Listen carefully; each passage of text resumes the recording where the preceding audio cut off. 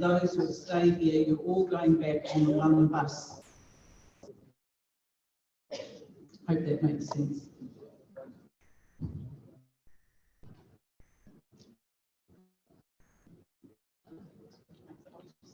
Is there anything else that people are anxious about or are thinking, when's she going to say this or that? Okay, I think we're right then, Khan. Khan's been accommodating all the changes to people's travel arrangements.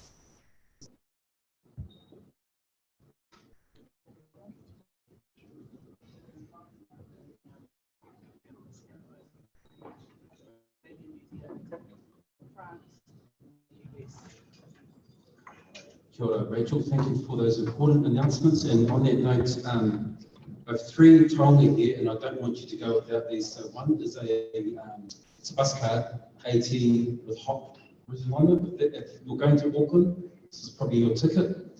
So I'm going to leave this at the back with our people. And if this is your card, I'll pass it to Rachel now.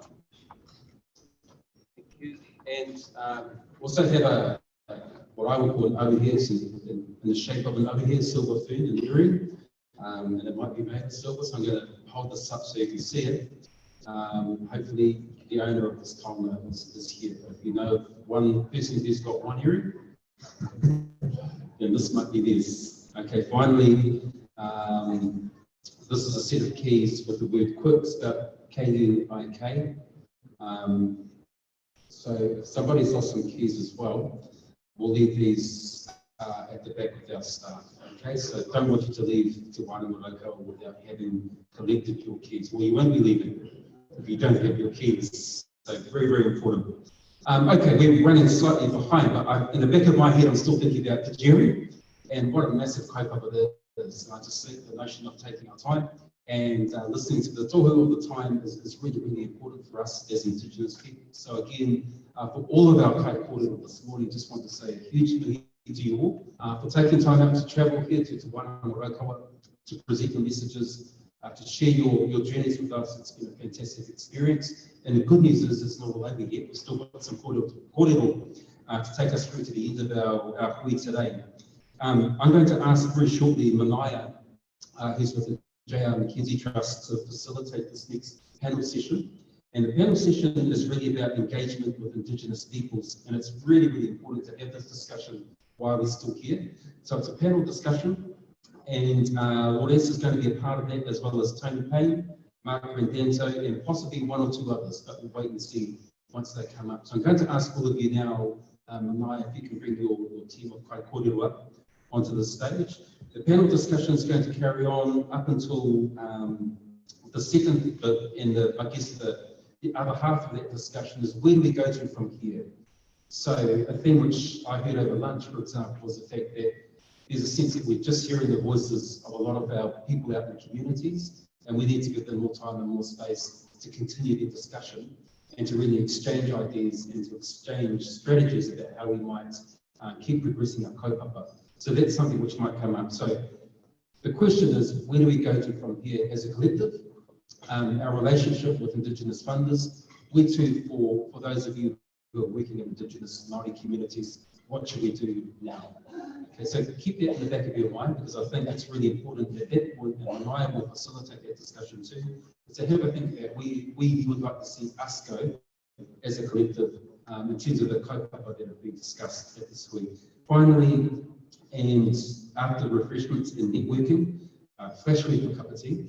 We're going to close with our kai kōrero Animi Kaire, and Ani's going to do both a wrap up and take the opportunity to share some of her whakaaro with you as well. So it's really important that wherever possible you remain here for that kōrero, and then afterwards when we finish, we're going to bring up the both organisations to the stage here, and we'll ask one of our people here from Te Wānanga to whakakapi the day. So without any further ado, Manaya, I'll ask you if you can corral your rōpū and bring up our next panellists, and that'll be us for the next session. Kia ora tātou.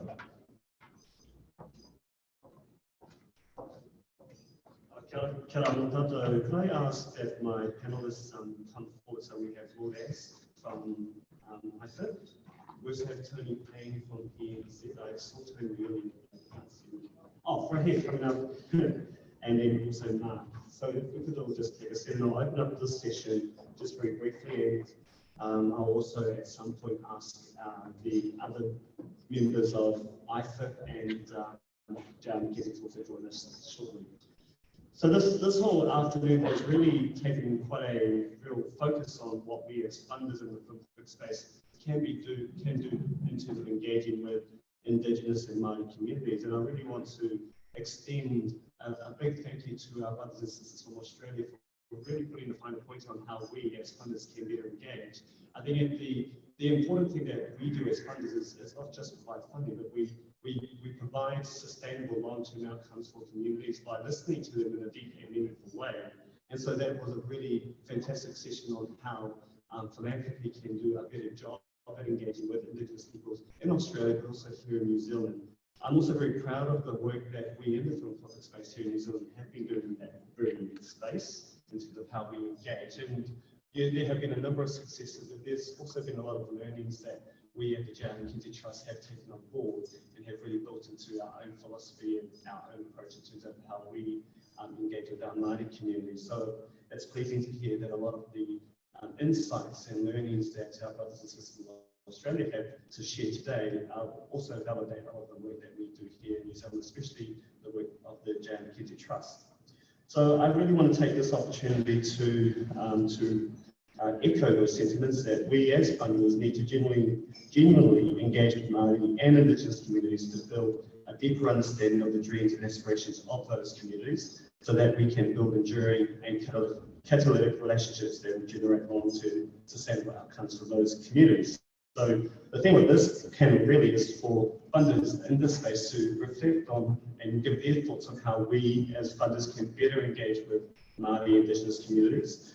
And so I'd like to welcome and invite these panelists, my panelists and fellow funders behind me to think deep about that particular topic and then to reflect on it. And at the end of the session, I'd also like to introduce the remainder of our IFIP board members who are here present today, as well as the other Jan Kinsey board members who are also here today.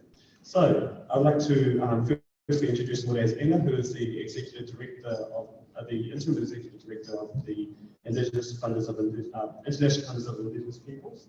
I'd also like to introduce Tony Payne, who is the new Executive Director of Philanthropy New Zealand, who has a big task starting from tomorrow. Well, you've probably been doing this for a few months now in terms of convening the Philanthropy New Zealand conference, which I'm very excited to be attending tomorrow as well, and I'm hoping that many of you will also be attending because a lot of the messages that we have been sharing at this particular conference will resonate really well with the with those who are attending the Philanthropy New Zealand conference. And I'd also like to introduce Mark Randazzo from the Edge Funders Alliance, who is also here to provide his insights into how, as funders, we can better engage with the Indigenous communities. So please welcome my panel, and I will pass it over. So, Kelvin. So, who would like to start first? Okay, I'll pass over to Louise now.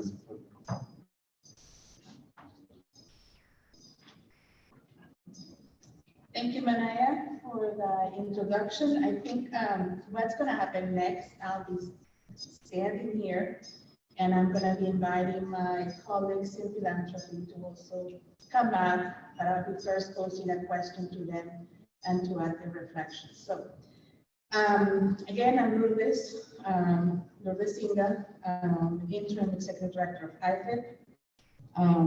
I just wanted to give a little context to the conversation by first acknowledging again our gracious hosts and the partnership with Jan Mackenzie Trust. I think the last 2 days of conversations have really been representative of the conversations we must continue to have, not only on the spaces like this, but in spaces outside, in whatever context of conversation or networks we all belong in. As we know from statistics from the UN, that are always kind of coming up on different publications or different spaces.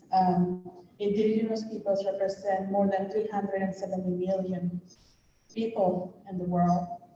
But we know that also not all of them are represented because we, in these statistics, because in many places of the world, including my homeland, which is Peru, identity, being able to recognize oneself and a particular identity is not reflected on census.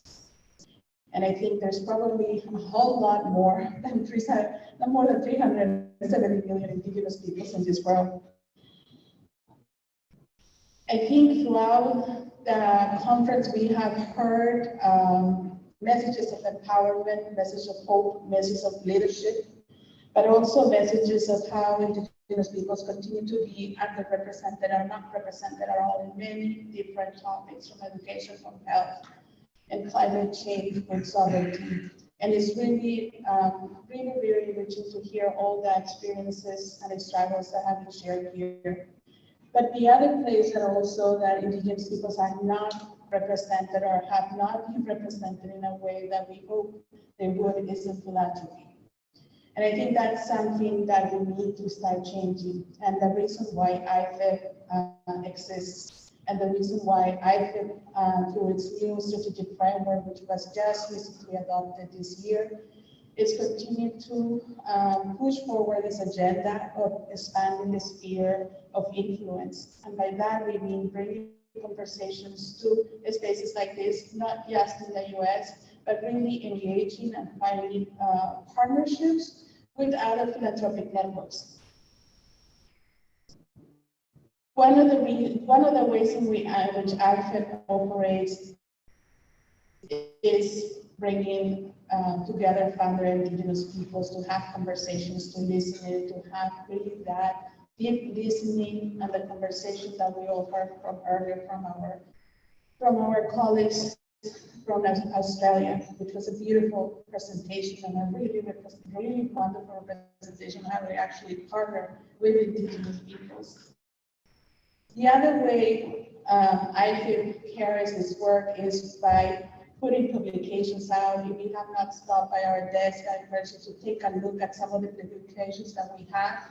They're all downloadable. I think you have the list of the link where you can find all these publications. But it is really our commitment to continue to carry the message and work with all of you to bring these messages not just to these spaces, not just to where people understand that are working with you, but also to these spaces where we must challenge and we must bring these conversations forward. So this part of the conversation is the what's next in philanthropy. I really appreciate the amount of listening that has been happening here. We wish we would have engaged for dialogue, but I think we start doing this by listening and by really taking a moment of not just celebrating what's happening around us, but also being in solidarity with what's also happening. And in carrying forward the conversation, what is really happening at the moment right now, I don't know that IFIP has done it before, and at least outside the States, where we have representatives that leaders from other philanthropic networks to come and share. And I really want to express my appreciation for their presence, for also coming here with open hearts, and for also being willing to share. So with that, what I'll do is I will call first Genevieve Timmons, who is a long-time philanthropy executive. She's worked in philanthropy for more than 30 years. She's executive of Portland House Foundation in Australia.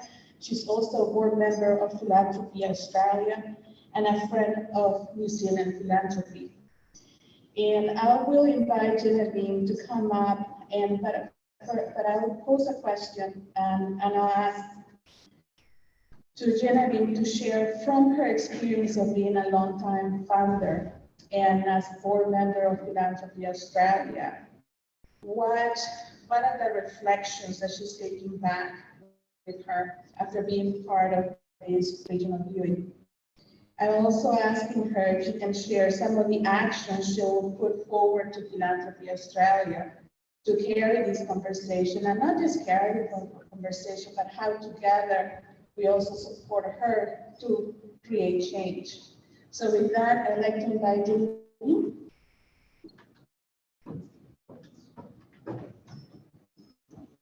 Thank you, Lourdes, and kia ora. I want to begin by adding my voice to the early, very beautiful and eloquent acknowledgement of everyone here that Lua Duncan did for us. I won't spend all the time they did, but please understand my heartfelt gratitude for being here. And thanks to people for the grace and the humour and the tenacity and the efficiency with which this whole exercise has come together. Everybody that I've met, I've felt cared about, and the learning and the exchange and the warmth has just been outstanding. So thank you. I also salute my colleagues from Australia this morning. They've set the stage beautifully for any reflections that I might want to add. So the question is, what reflections can I offer? And there are many and varied, but there are just a few. The first one, from my point of view, is that I've been struck by how young philanthropy is. It's a very old word, love of mankind, but it's a very new structure that we've started moving into in our sectors that we call philanthropy.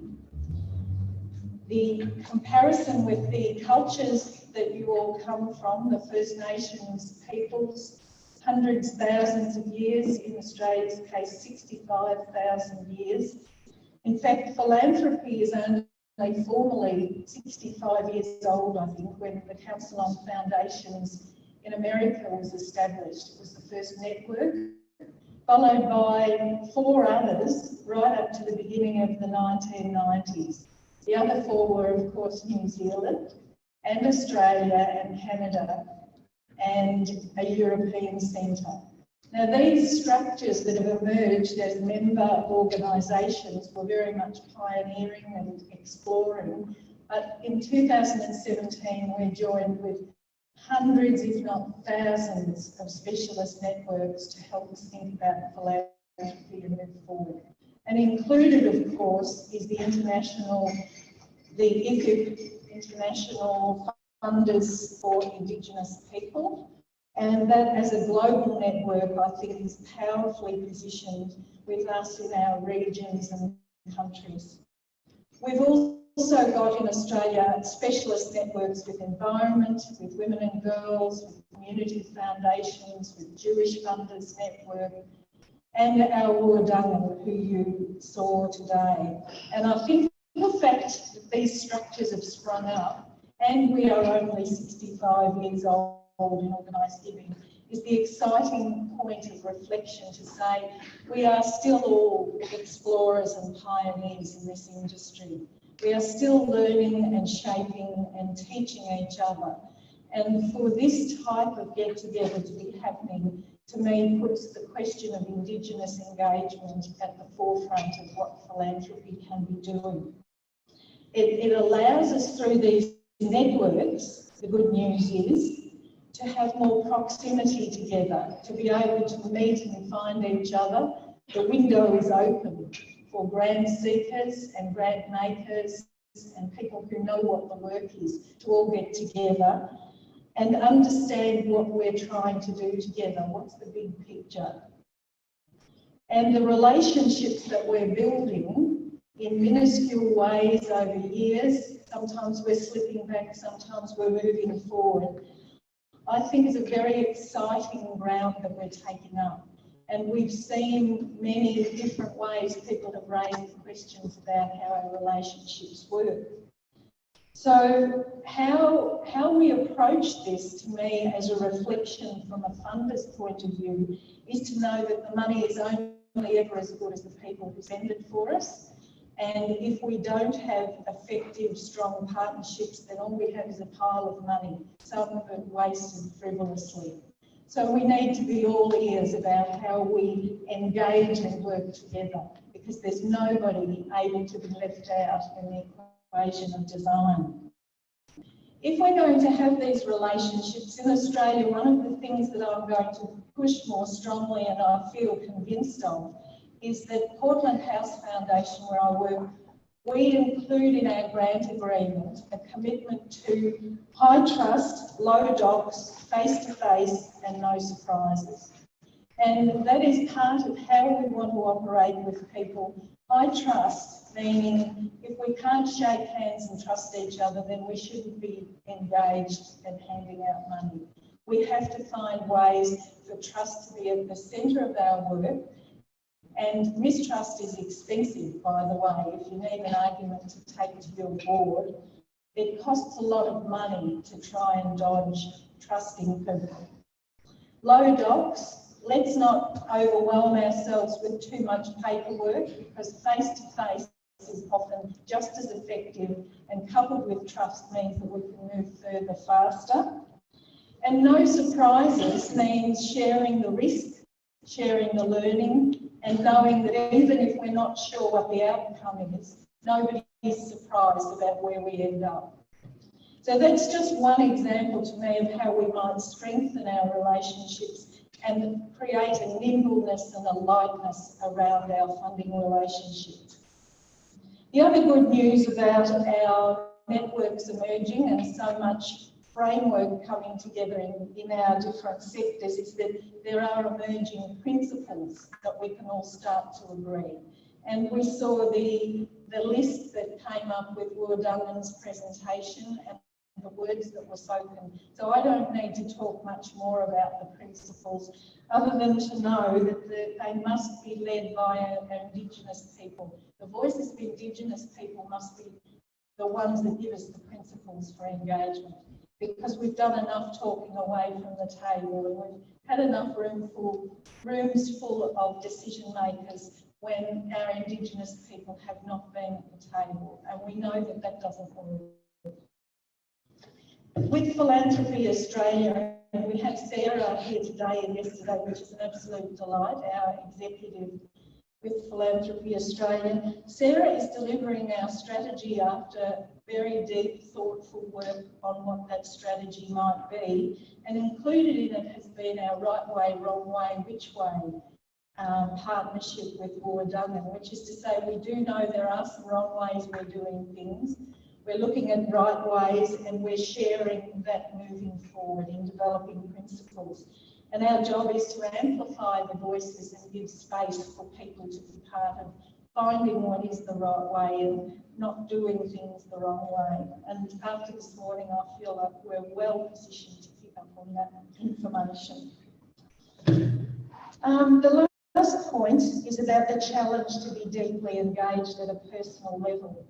And I'm probably telling you things you already know, but philanthropy is one of the huge privileges of our time, to be able to sit and think and work with people from so many different areas with so many different endeavours. And us well-meaning white fellas have to keep working at how we retain that depth of listening, depth of engagement, and depth of appreciation that we all lose if we don't get this right. We are as hungry as you are yearning to be able to share the things that will keep our societies healthy and positive. And so waking up to that deeply personal level at which we can work is not only the challenge, but it's the privilege to be able to understand our lives through our philanthropic dollars. The successes that we have in that regard, I think, are going to challenge us to move beyond our colonising DNA, which I know I have embedded in me in a way that I continually have to challenge myself. And the deep listening, the power of silence and being willing to sit with silence. I have a friend, a Yorta man, Paul Briggs, who at one stage I was with him at a function where there were 400 people talking at a very high level, all with glasses, and it was like the sound of a jet engine in the room. And I said to Paul, What is it about Indigenous leadership that you think we have missed in our non-Indigenous culture? And he said above the crowd, well, a bit of silence would be good. And of course, Muggins me said, oh, we must get together and talk about that sometime. That's my DNA, I've got to do it.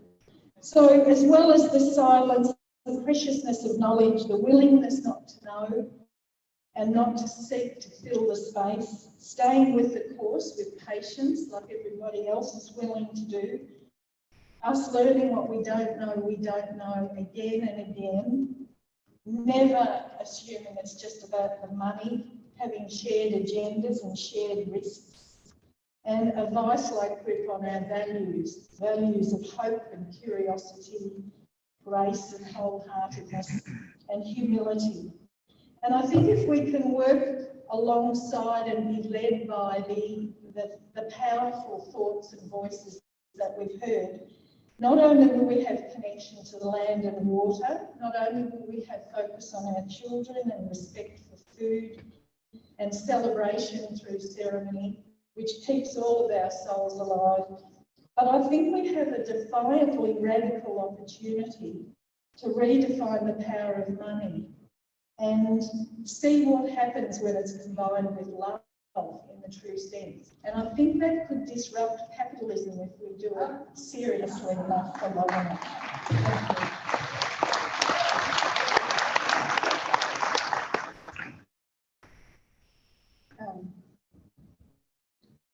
Thank you, Genevieve. I know that's your last comments. I can hear musical your ears. You're coming up next in terms of disrupting capitalism, but it's also very much and very real that it's colonization for many of us that come from those parts of the world. Sorry. So, Genevieve, thank you for sharing and adding your reflections about mentioning the importance of trust, because I think trust, comes with listening and really listening without interrupting. And sometimes we forget to do that. And so thank you for that. Our next speaker is someone I've known from the Bay Area and who's been around philanthropy for many, many years in the US. He is the director of Edge Funders Alliance, which is a network of funders that seeks to move the world to a more just and equitable society. The question that I have for Mark is, Mark, as the director of Edge Funders, or Edge as it's known, just had their annual conference in Barcelona, where he brought many US funders and European funders to have conversations. So my question to you, Mark, is after participating here and listening to the presentations that have transpired, what are some of the reflections that you can share with us, and what are some of the conversations also that have happened at Edge that resonate with the messages that have been happening here? So with that, I'll leave that to you. Yes. Good afternoon. Is everybody awake? Is everybody awake? Yes. I'm not sure. Okay. Well, thanks. Thank you very much for inviting me. It's really been an honor to be here. The topic of conversation was supposed to be my insights on funding Indigenous peoples, and I have very little insights around that, but I would like to just take a moment to tell you about some of the work we're doing in general that I think, from what I've been hearing, may be very pertinent. But first, I want to thank the local organizers, also Philanthropy in New Zealand, for inviting me out here. And Lourdes with IFIP, Lourdes being modest, she was actually my boss for a number of years. She was the founder of Edge Funders back in 2012. So I just want to take really 2 minutes to tell you a little bit about Edge Funders and what we're trying to do, and then about this conference that we just had in Barcelona, and a commitment that came out of that that seems like it could be pertinent to the discussions we've been having. EDGE is a network of funders, large funders, small funders. Some of the groups here are family foundations like Swift Foundation, larger foundations like Ford, Rockefeller Brothers, Open Society Foundations. So really it's a large group of about 90 foundations, and then maybe within them close to 150 to 200 funders who fund around a whole array of areas. It doesn't bring funders together around a particular topic, but really around a set of values and interests. And generally, we put them together and we talk about three things that are important to the folks within EDGE funders. One is the importance of the global, that even working locally, where we all must work locally, that global rules, global trends, global movements have impacts on the local, and it's important to keep that in mind. The second is that we tend to say we don't have a climate crisis or a social crisis or an economic crisis, but that they're all bound up together in a systemic crisis. And so having a systemic critique and analysis is important within EDGE funders. And then the third thing that we talk about, there was a really nice framing that came out of the US Social Forum a number of years ago that we've adopted and that we use. And it's about the importance of what they call the grassroots organizing sector.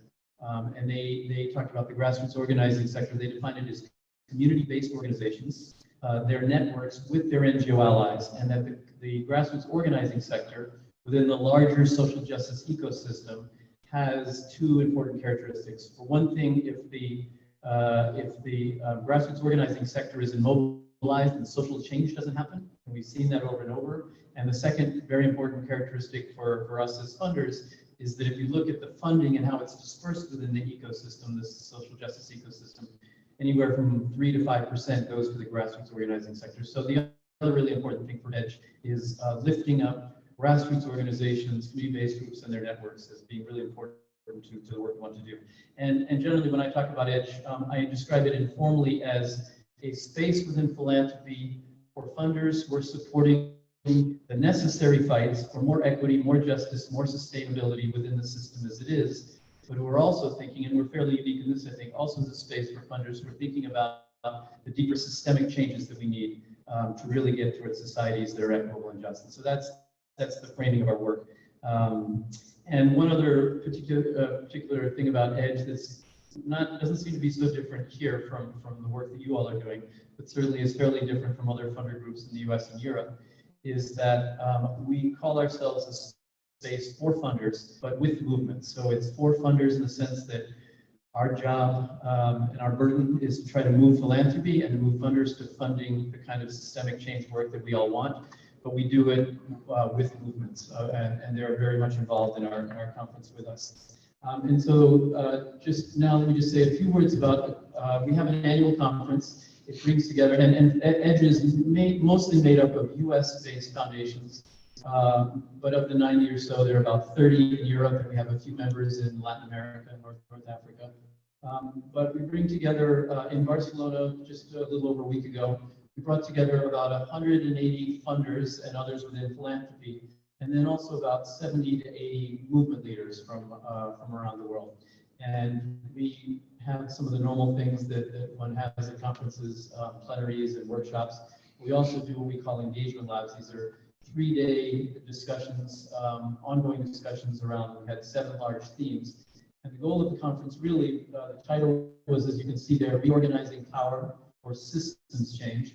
And what we're really trying to do, and this is kind of what EDGE has been trying to do for a while, we haven't been successful at it yet, but we are going to keep trying.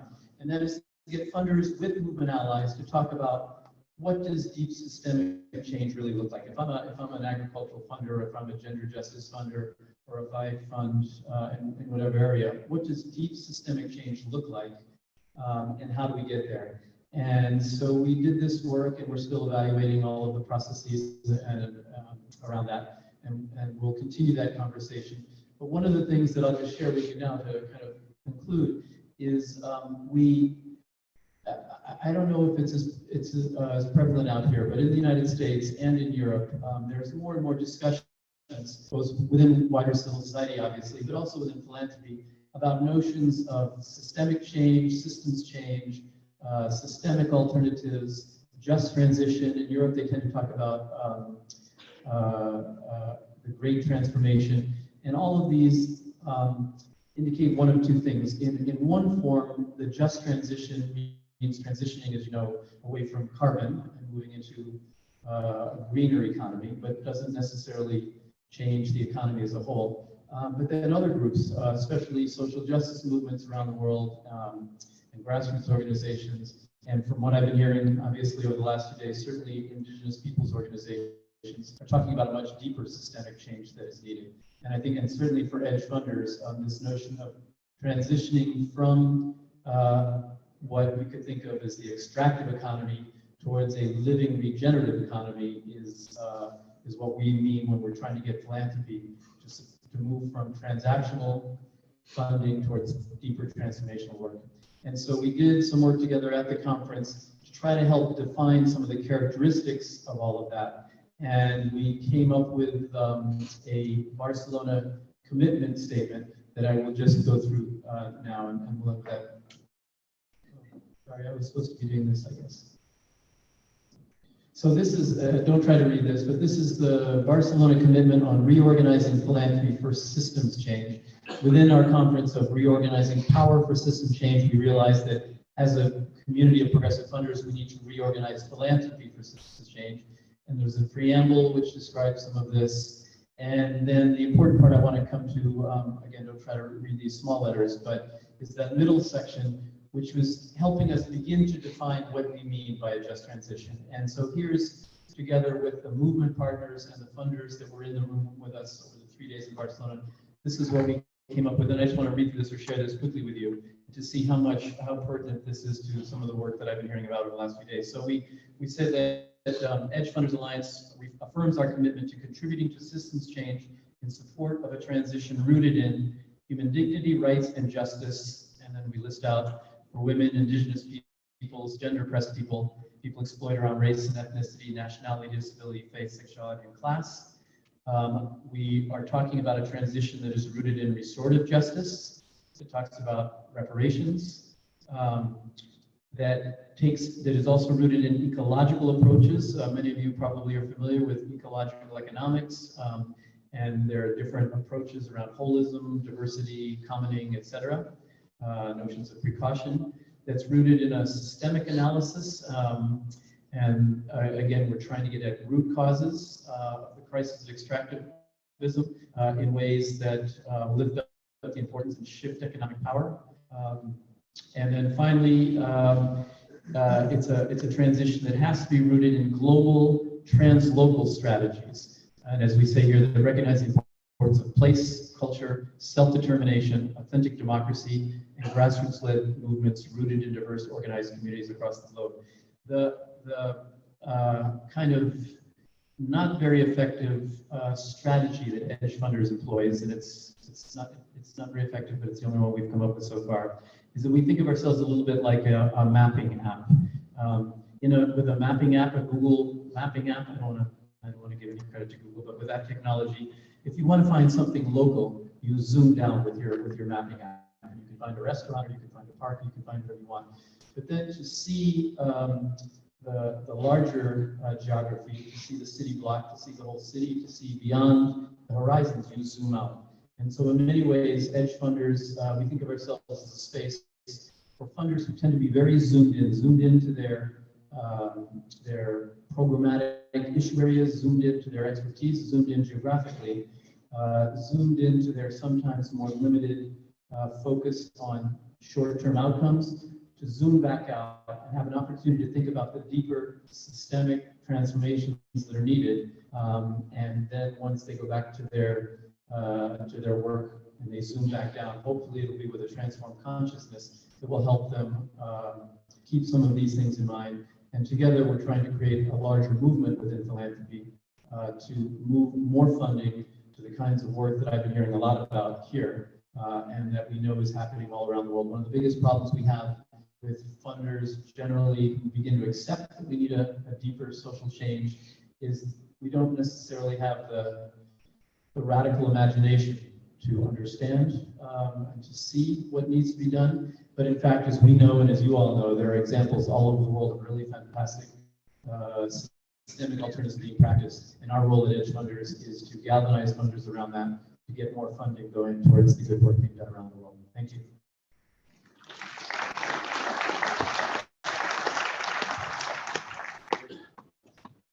I just have to add one thing. We tend to talk, depending on which circles we're in, we tend to talk about moving from an extractive economy to a regenerative economy. But I was given the opening earlier to say what we're really talking about is moving beyond neoliberal capitalism. And we don't say that everywhere, but it seems like I can say it here.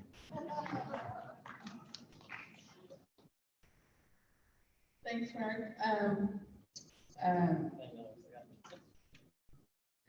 I think it's really important the points that you mentioned, and I know what also Edge does, which is particularly the systemic critique. And also is about listening to the grassroots organizing that is happening and the spaces that I could provide and that Edge Funders provide that actually does bring funders and those are working at the forefront to kind of think about a new vision of the world. And so, but it's also about what you just also touched on, the global translocal strategies and also about movements. And I think in the context of IFEP, again, with that strategic framework that we have, we're really looking about working across issues and across movements. I think when we work in solidarity with other movements, the Indigenous Peoples movements, women's rights movements, environmental movements, I think that we will have a greater force to transform to the society that we're all dreaming about. So with that, let me just invite now Tony Payne, who is the new Chief Executive at Philanthropy New Zealand. And I am not only super excited that you're here and we're meeting for the first time, but also I will continue in my brief stay here in this beautiful country, attending Philanthropy New Zealand and really listening and understanding the context of philanthropy here in New Zealand and really trying to see how we carry this conversation forward. And so with that, Tony, I think the question for you is, I know you came on board as the new chief earlier this year, and I imagine that as a new, in the new leadership role that you have this, you come with this vision of what you want to do in the context of Philanthropy New Zealand. And after being here for a couple of days and listening what's the conversations that have been happening and the sharing that has been happening, I wonder if you can also just add your reflections of what are you potentially carrying with you and in the space where we're going to be in the next 3 days.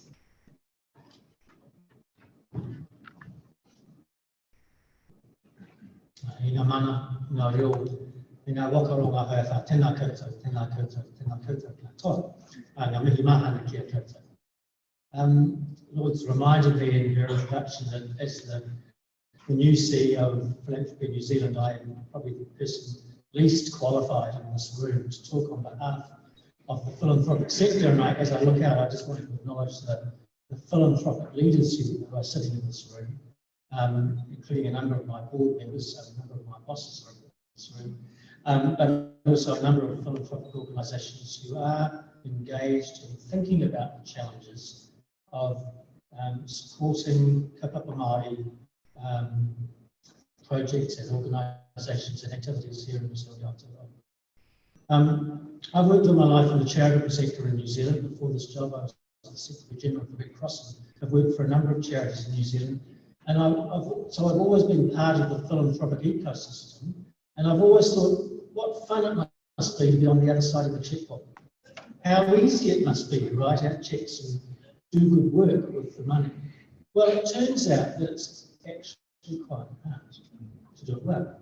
And as I reflect on the last day and a half of what I've been listening to and what an abiding memory I will take of the privilege just to hear so many expressions of tino rangatira, of Māori saying this is how we are doing things. As I've listened to those things, I've thought, well, in that, there is yet another challenge called philanthropy. there is yet another thing that makes that the desire to express our love for humanity with contributions of money and support, and that is how can we make those conversations work in ways that support expressions of self-determination and autonomy, projects that are essentially about changing power structures.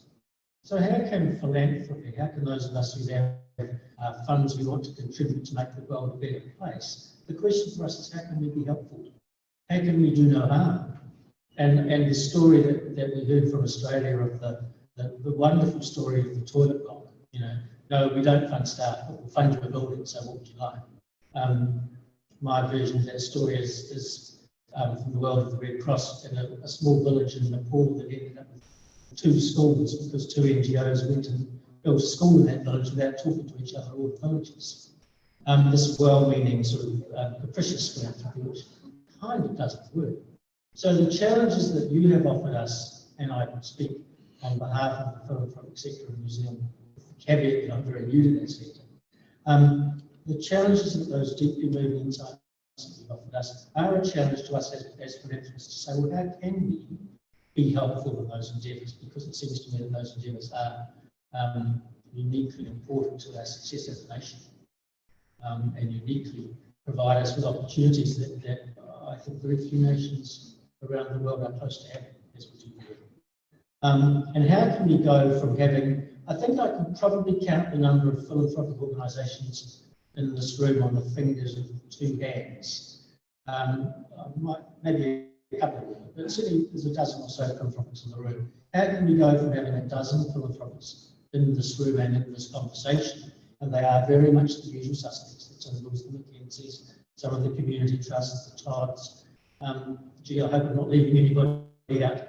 How can we go from having those usual suspects in this conversation to broadening that to what is a much more broader church across the philanthropic sector in general, who have a desire to make the world a better place? How can we continue to deepen the conversation, continue to reflect on the challenges that this relationship presents us in Aotearoa in any case, because it's burdened by history that comes right up to today. It's burdened by power, it's burdened by different worldviews, different values. How do we make that relationship work in that context? Folks, I'm optimistic about that, and I'm optimistic about that, A, because of what I've heard in the last day and a half, but also because one of the things I will claim is that philanthropy and the work that we're doing does have a shared kaupapa. I think we share some things in common. If the philanthropic sector says we care about humanity, we care about our communities, we are seeking to strengthen communities, we are seeking to strengthen the ties that bind. We share a concern to make sure that no one is left out or left behind. We share a concern to ensure that our children's children have fresh water to drink. We share some of those concerns, and I think that one of the things that can make these relationships work and deeper is acknowledging that we are, in some respects, trying to achieve the same things. And therefore, we don't come trying to sell you anything. We simply come saying, can we work together to achieve something where our kaupapa overlap?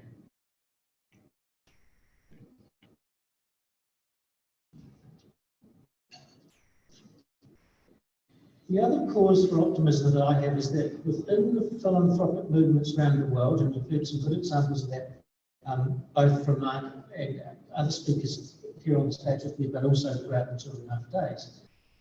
Some of the philanthropic models that we're starting to see emerging are models that seem intuitively fit for the space. So they are models about philanthropists saying, we're very interested in the issue of power and who makes the decisions about how the money is used. They are models of participatory philanthropy, helping communities make their own decisions about how money can be used. They are models of grant making, which effectively says hero grants with no strings attached. Now, I think in New Zealand, we can point to some examples of those, but they are small, they are young, and they are tentative. We're learning to walk here. But there is a strand of community development informing philanthropy in New Zealand that I think will help us as we seek to work together with each other. I want to close these very brief comments by just on behalf of the philanthropic sector, Just talking about the role of Philanthropy New Zealand in this process. So I want to stand there and say thank you for the challenges that you have laid down. And we want to respond to those challenges. And indeed, you have in the room examples of people who are responding to those challenges. I mentioned that I had board members from Philanthropy New Zealand in the room, so Hong Kirkwood, Terry Pimpton, and Jennifer Welsh are in the room. On behalf of Philanthropy New Zealand and also our Māori Advisory Committee with Seamus and Steve, Cyril and Marama, we will continue to seek to play a role within that sector in New Zealand to help convene and progress these conversations. That's why I'm delighted that a number of you will be coming to our summit Wednesday, Thursday, Friday, because I think that's another opportunity for us to talk to each other face to face and say, how can we get that alignment between our objectives and our aims? The power of philanthropy, which is much more than the power of money, but it is deeply rooted in the power of money, and the power of people and organisations and communities who have at their heart a desire to strengthen and advance their communities. So can I, on behalf of the sector, thank you for that challenge. It's a challenge that adds to our sense of need to be creative and innovative, and it is a challenge that I think if we rise to it, will lead to, as I say, a better nation, stronger communities, and a country that we can continue to say we are very proud to be part of. So no doubt, immediately so tēnā tātou katoa.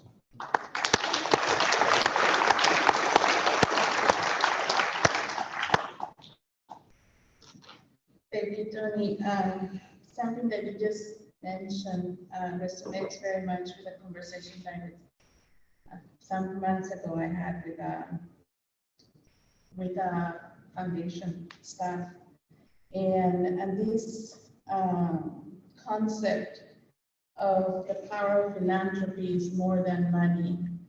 It's very true. I think for those of us that are in philanthropy and those, particularly those funders that are, whatever role you are, board members or staff of foundations, philanthropy is not just about the handing off money. It doesn't stop there. It really is about walking with the person, with whoever it is, in this case, in this space, with Indigenous communities, but in whatever context that you're working with. It's about walking alongside with those recipients. The relationship does not stop when you send a check. It continues. We do need to be there to support, not support just by handing one more check, but also to make introductions and to carry those conversations and what the work that you're doing and want to see happening, and actually bringing it to other spaces and challenging with your colleagues and other boards that you may be sitting at in these conversations. So let me just thank again my colleagues here, Jeremy, Mark, and Tony, for coming and participating and listening. As I said, I think this is the first time outside the US that IFEP has had this type of panel with other leaders from philanthropic communities. And I guess what I want to just kind of end, because I'm getting the time card, is by saying, I think as interim ED, and I have some of my board members here, and I, it's also one of our board members, is that I think we'll continue to carry conversations to other spaces. And and also I think it's important to bring this conversation not to just friendly spaces like this, but also those expressions we must continue to challenge in the context of the US. I also, in the future, I hope, how do we kind of connect more with council foundations and other affinity groups that are in the US and abroad. And I think just to end, at least as a message from IFEP is, let's continue to engage together, and let's not stop once we leave this conference. and let's carry those relationships. Let's share each other what's happening. And I think in the sharing also comes opportunities, and in the sharing also we're learning. And we know that we're not alone. Just the fact that we're sharing and we're understanding that there's a struggles or there is an opportunity that needs to be supported, and how do we, in our own roles as philanthropic leaders, also kind of share those opportunities and those struggles that are happening around the world. So I want to thank you again for being here, and I'm going to pass it on to Manaya, who's going to take us in the next phase of this conversation.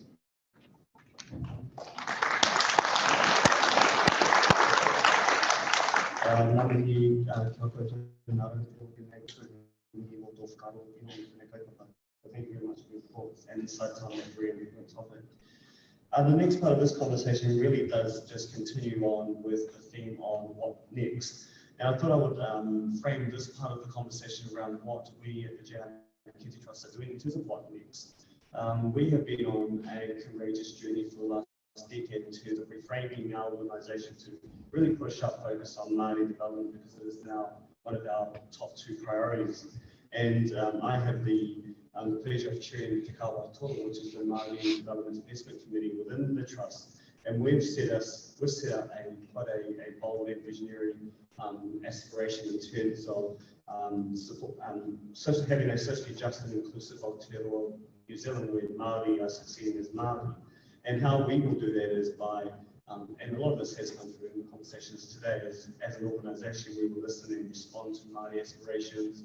We will learn about what our grantees, the organisations that we support, are doing in terms of their community commitments, the engagements that they are working on, and try and learn more so that we can grow ourselves as an organisation and also support their growth. We will continue to provide our board and our panels with support in terms of what Māori development looks like from a philanthropic perspective. And we're going to advocate for funding for our partners in the philanthropic space to fund Māori development programs and to make those funding more accessible to Māori. And also, as an organisation, invest in self-determined developments and innovations for Māori. And we've had the privilege of having a number of those initiatives talk to us today and yesterday.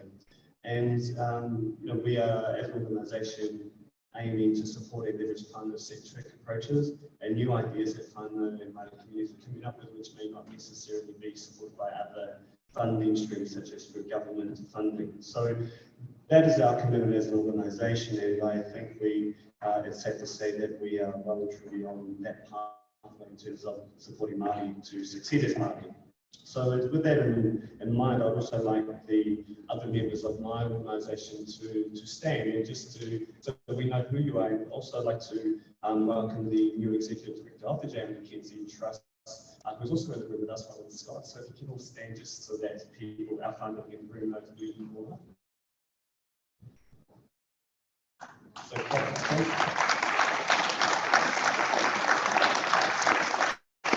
I'd just like to acknowledge the helpful dedication of my fellow board members, and also to Robin, who is taking up the mantle from Ian Hines, who is stepping down after nearly 20 years as our Executive Director, which I'm sure a lot of you may already also know of Ian Hines and the hard work that he has done. So I'd also like Ian to stand up as well.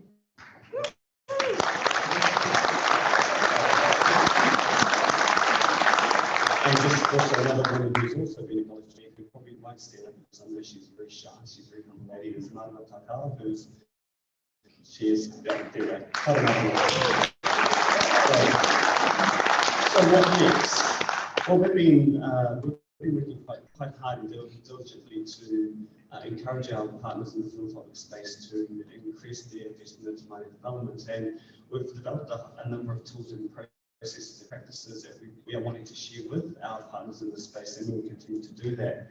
The next opportunity to do this is really at the Philanthropy New Zealand Conference, which start tomorrow, and the next step is really to continue the dialogue to encourage our partners in the funding space to really take a deeper look at how they engage with Māori communities and Indigenous communities globally to have a better understanding of what it is that these particular communities want to achieve for themselves.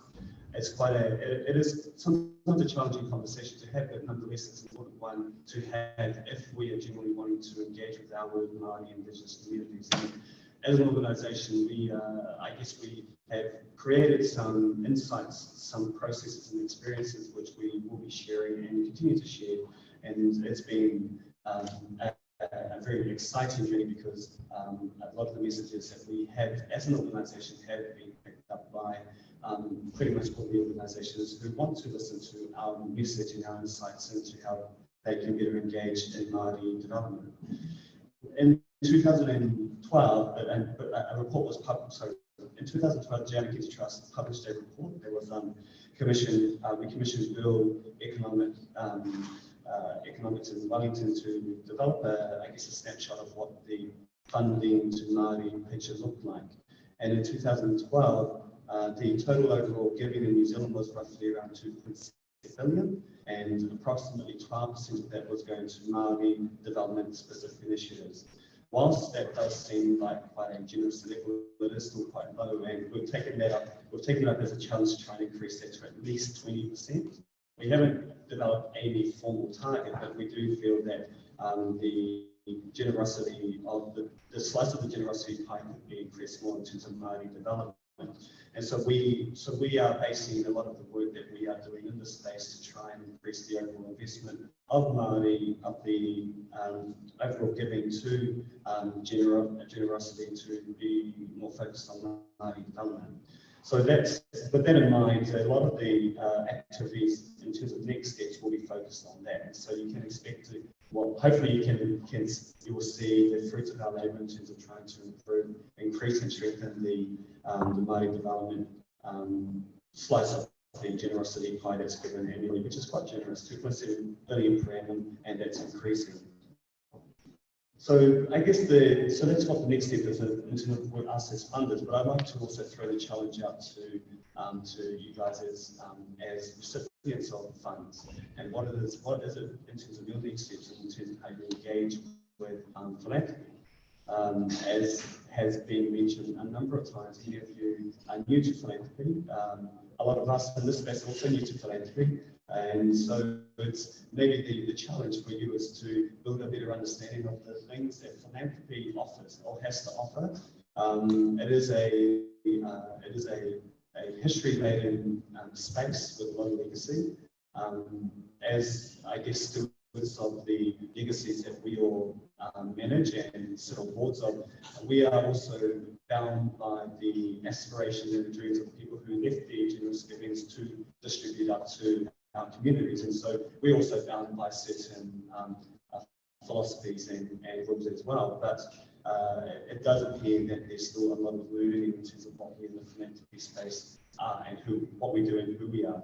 And so my challenge in terms of your guys' next steps is to build a better understanding of the philanthropic sector in New Zealand and in Australia, and to look for your allies in terms of the things that you are involved with, and try and develop strategic relationships with those organisations that have very similar philosophies to your organisation and the initiatives that you are developing on the ground and wanting to deliver. We are wide and many, and we have different goals and agendas and priorities, but I'm pretty sure that there's a philanthropic organisation out there who would love to work with the organisation in terms of meeting and achieving the aspirations of your community. So I would encourage you as your next step to go out and meet the philanthropic organisations in your community. And with that in mind, I'm going to bring our session to a close. If there are any questions, if I've got time for questions, I don't know. 2 minutes. 2 minutes. If there are any questions, please feel free to ask anyone in the panel or myself.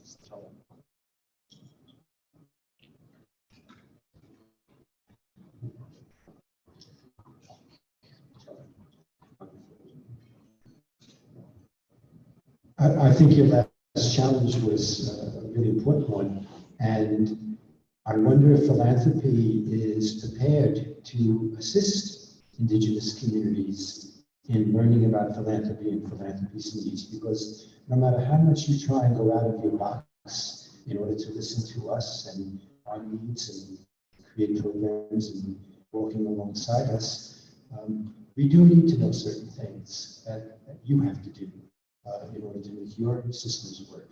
And can you supply manpower or the money power and the advice so that we can get there. Would anyone on the panel like to answer that?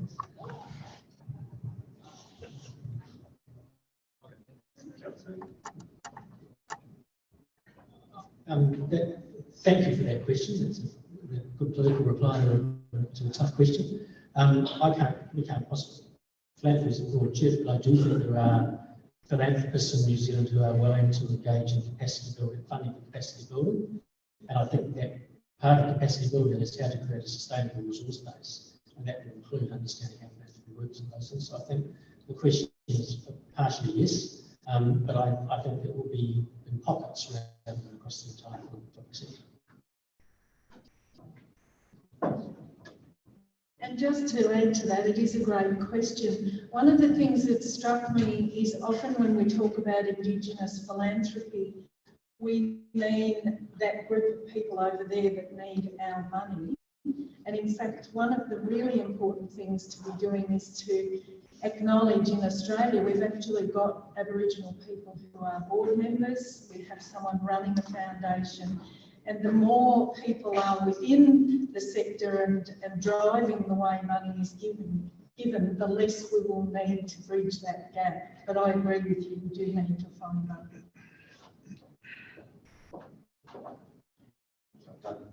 One more part-time.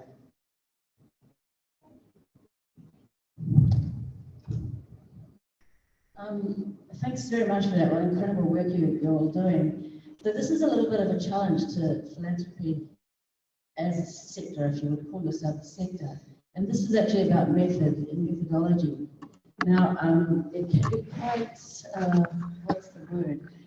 Philanthropy can be a little bit, it has its own bureaucracy. So it has its own self-perpetuating systems, right?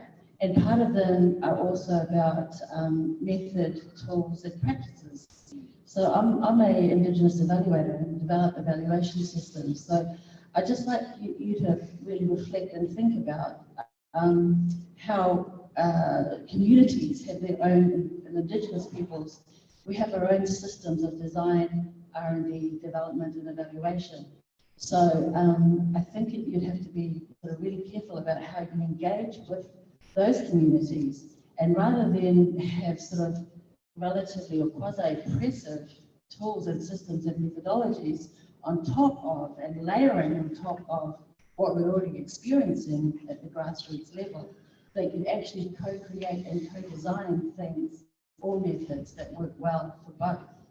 So it's just a bit of a challenge out there. So, you know, that it's quite easy for people to say, we know what to do and we know how to build your capability and capacity because you guys don't know stuff. Well, in the real world, actually we do, which is why we're still here after 65,000 years. We're very good evaluators and understand outcomes, methodologies and frameworks. So it's just a bit of a challenge to the sector. Tanya, and I think that's an absolutely legitimate and valid challenge.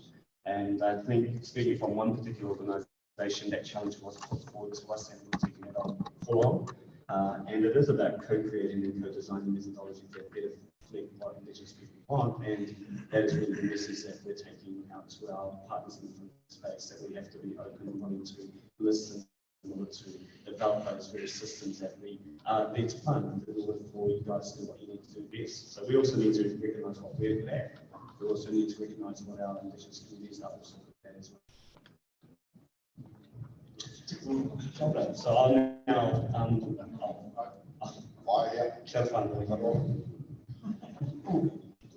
Kia ora. This is, I suppose, really an IFA question, because I'm really quite curious about the role, and I'm just a little bit dissatisfied that at the end of this week, we haven't actually talked about ourselves as part of the Pacific region, and how does being part of joining IFA actually contribute to our whole, both Australia and Aotearoa, place in the Pacific, and how do we, within this, a lot of people, have proper conversations about, we've had some fantastic presentations about our environments and that sort of thing, but also our environment is the Pacific. And they are all small nations that are separated by vast amount of water, which is actually their land base. And how do we support the work that's going on in there? Does IFIP have a place in there? Okay. I mean, before I hand that responsibilities, I absolutely do agree. We do have a role in Aotearoa, but also the Pacific. And the challenge for us in terms of this was how do we bring more of our Pacific brothers and sisters into this dialogue so that we can also hear what it is that support that IFIP could provide for them. And now I'm speaking what IFIP have. And so I agree. The initial challenge was to bring IFIP to this part of the globe, first and foremost. But now that we have a foothold within Aotearoa, New Zealand, we're going to try and expand on that and get more conversations happening out into the Pacific.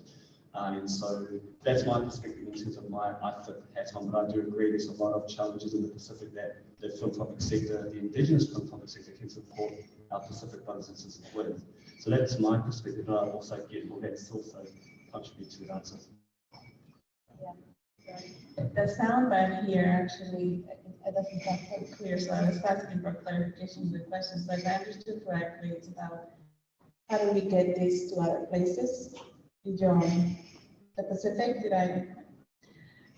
This is something that IFIP is in its sort of renewed strategic direction wants to continue to move forward. I think IFIP is also a nonprofit, and so we are also bound by the funding that we receive. But I think in terms of doing this, it's also taking, as I was mentioning earlier, is sharing. And I think the more that we share within the networks in which we work, and with IFIP about some of the things that are happening within the Pacific and other areas that perhaps were not represented here, the more that we can kind of raise visibility to those issues and to the concerns and struggles of those people that live in different communities. I think a way of doing that for us would be through our social media, and maybe over the long term, planning another one in a few years down the road. I think this was our first one, and from that we can kind of take some of the learning and find a way of how to actually try to bring other communities that are not represented here. And that's always, I think, we acknowledge that we can only bring so many in. And it is also true of our conference that we had in Lima. We tried to be as representative from the Latin American region and really balanced representation. And I think IFIP, as it continues to move forward with its strategic goal and objectives, I think it is through partnerships with other philanthropic networks that perhaps we can kind of find ways of collaborating to bring them not only into our spaces, but hopefully in the future to bring them to other philanthropic places as well, that are not just IFIP.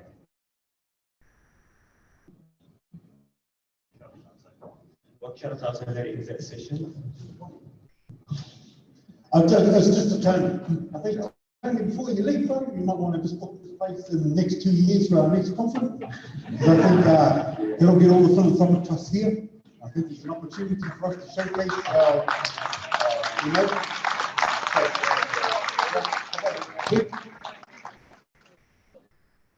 ora tātou.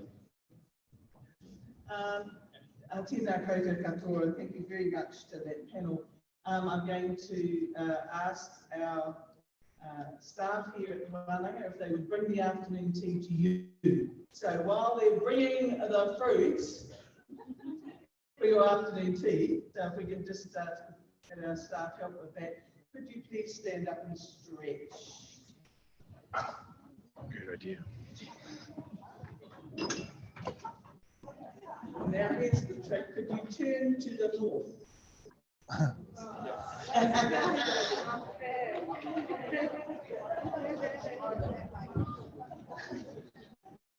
And to the south. And the sun rises in the east.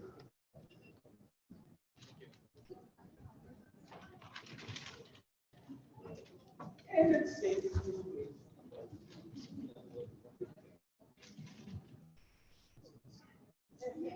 so there should be some fruit coming to your table right now, and I'm going to then hand back to our MC for the conference, Dr. Mahana Jury, whom I've really appreciated doing a fabulous job. Reminding again those who were a little late coming back from lunch that the bus for Wellington leaves at 5 o'clock from the Porter Conference, which are those sort of boarding school type accommodation places some of you have been staying in. By now, our next speaker, our closing speaker, is making her way to the stage, so I'm going to hand back to Mahana while you enjoy some fruit, and we'll make sure there's water on the tables as well so that we can try to finish on time.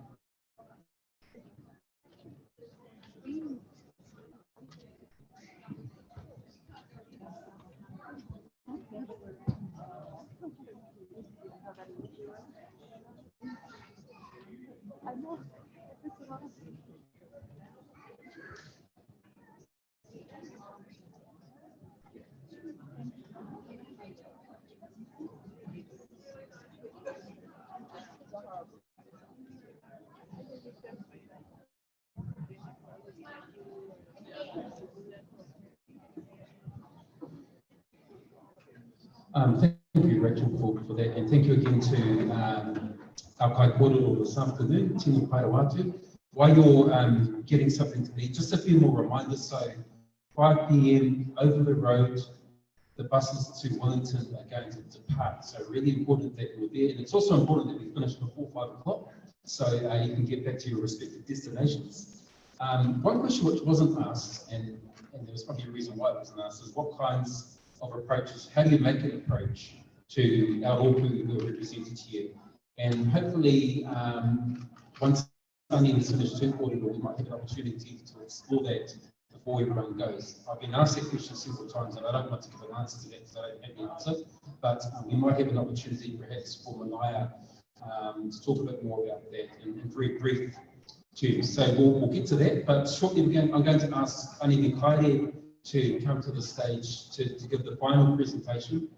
I do want to just pick up on the previous comment about Ngā Purapura. It is available, so if you do want to make that booking for 2 years' time, that will be 2019. Our kaipakahaere is up the back there, and I'll let them know. So just to let you know that we do run here very frequently, and this place is available to all sorts of kaupapa, all sorts of community groups. And part and parcel of this kaupapa is Te Kamo Te Ako. So in this handout, in this pamphlet that you've got here, is a very brief whakamārama or explanation about our 10 guiding kaupapa. And it's those 10 kaupapa which really dictate the way that we engage and interact here at Te Wānanga and at Ngā Purapura. So we're going to move on now, and we're going to finish off with one of our own kai kōrero, Ani Mikaere. Here today we have 2 graduates of what's known as Te Kaurutanga. And because we're a whare wānanga, we offer a number of qualifications, as I talked about earlier, but we also have a very special tool, which is called Te Kaurutanga. And it's a term which talks about the tops of the trees in the forest. So if you imagine you have the foliage and the bases of all the trees in the forest, as you move up, you get to what's called Te Kaurutanga. So if you're standing on the Tararua Ranges, looking down to Otaki, you would see the treetops, and the Māori term for those treetops is Te Kaurutanga. Ani is one of the 2 recipients of that tohu. The other recipient is Dr. Hohaia Collier, who is our Pauangoranga, and Hohaia is here. The other recipient is Ani, and Ani received her tohu at the end of last year. So they're the first 2 recipients of that tohu. We don't equate it to a PhD. We actually hold the mana of Te Kaurutanga up here over and above what a PhD might look like in a university context. So we're very lucky that Ani has made herself available today to present her kōrero with us. I'm hoping that she might touch on some elements of her Te Kaurutanga writing. She's nodding her head saying no, she won't, but tētapai tērā. Also wanted to draw attention to Ani's book as well, which is available over there. And there's a whakamara on that book in the handout to you here, Rukuruku Whakaaro. And that book is all about confronting the myths that Indigenous people encounter in this research journey that we're on. And how do you deal with some of those elements which pop up all the time in the search for Indigenous knowledge. So I'd really encourage those of you who might be thinking about postgraduate study in particular to take a copy of that book and read it from back to front, because it will give you a new perspective on what it means to be an Indigenous person in this journey of seeking out new knowledge and new enlightenment. So without any further ado, Ani looks is ready to go, ka pai, and just encourage all of you to fill up these front tables. So come and grab a seat. This is our very last session for the conference and for today. So before any of us come up, again, I'd just like to reiterate what Rachel has said and to thank you for being such an engaging group since yesterday coming into today. It's been fantastic just to have this level of engagement with all of our presenters and our speakers. So we're on our last run now. So if you want to come in, please grab a seat. Plenty of tables up here. Ai tēnei wā ka huri atu ki tō tātou kai kōrero whakamutu no mō tēnei rā. No kōnei ia, no Ngāti Whare Raukawa, no Ngāti Raukawa. O tētahi mahi ane, ko ia te kai hautū o te whare whakatuku mātauranga. I mua atu I tērā o tāna mahi he kuku atu ki te ao o te turi. So Ani's kōrero today, I know will be a stimulating one and a challenging one, and a fitting one given the context of the kaupapa of our hui today. So I'd like all of you to show a round of applause for Ani Mikairi. Tēnā koe Ani.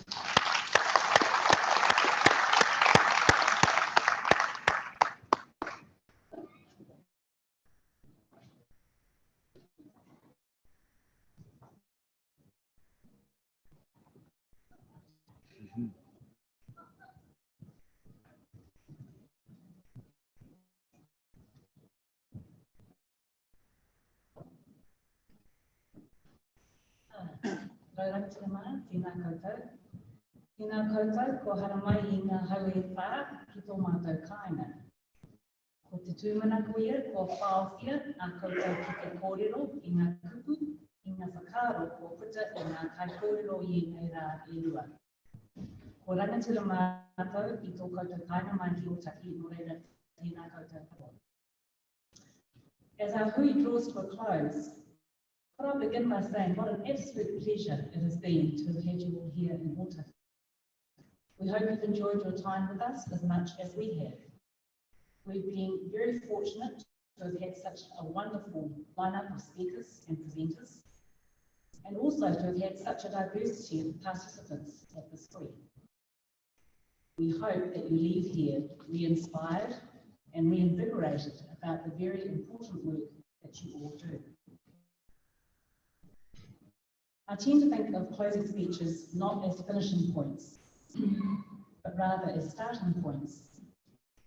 Because for me, the main reason we come to a conference is to help us figure out what we can do better, how we can do what we do better. It's marvellous always to learn new things or to gain new insights, but the real question is, what might we do with the new knowledge that we have acquired? I approach this task knowing that I cannot hope to do justice to the breadth and the depth of material that has been covered by others who have spoken before me. So what I'm going to do is to keep it local in the sense of speaking about what I do know, while attempting to tease out some broader themes that I think might be relevant when thinking about the relationship between Indigenous peoples and philanthropy.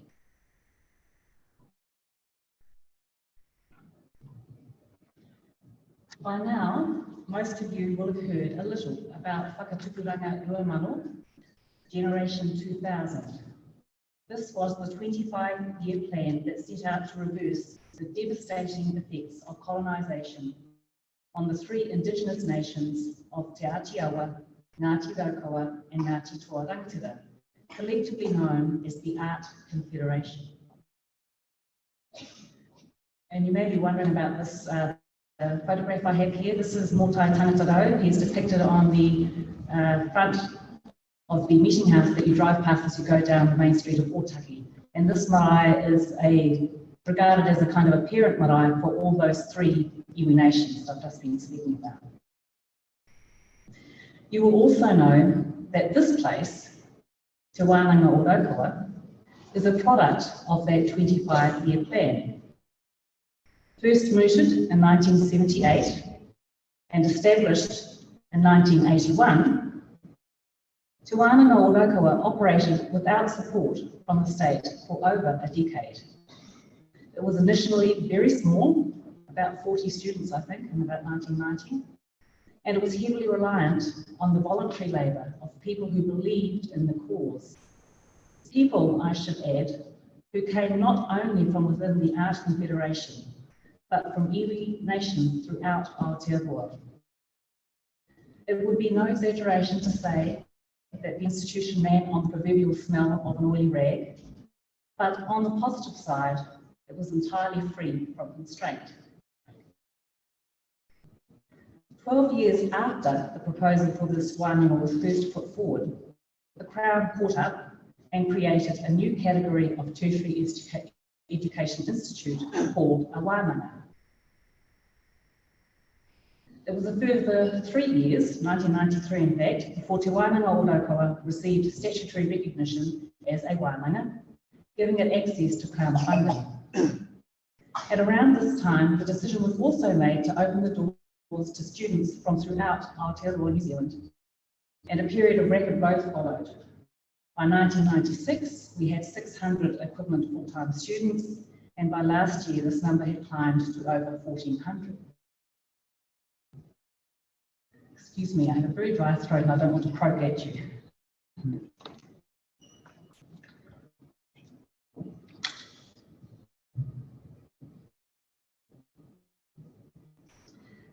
So, while the wānanga now receives enrolments-based financial support from the Crown, its share of funding compared with other tertiary providers has always remained far from equitable. In 1999, we've joined with the other two wānanga in this country to bring a claim to the Waitangi Tribunal because the Crown had paid out something called a capital establishment grant to all other categories of tertiary education institutions, except the three wānanga. The Tribunal agreed with us that this was inequitable, but it still took a further 9 years, 2008, before we were able to actually settle this claim with the Crown. Even as we've been sitting here today, the wānanga is preparing yet another claim to go before the Waitangi Tribunal, setting out a range of respects in which we are still being unfairly funded by the Crown within both its research funding and its tertiary funding frameworks.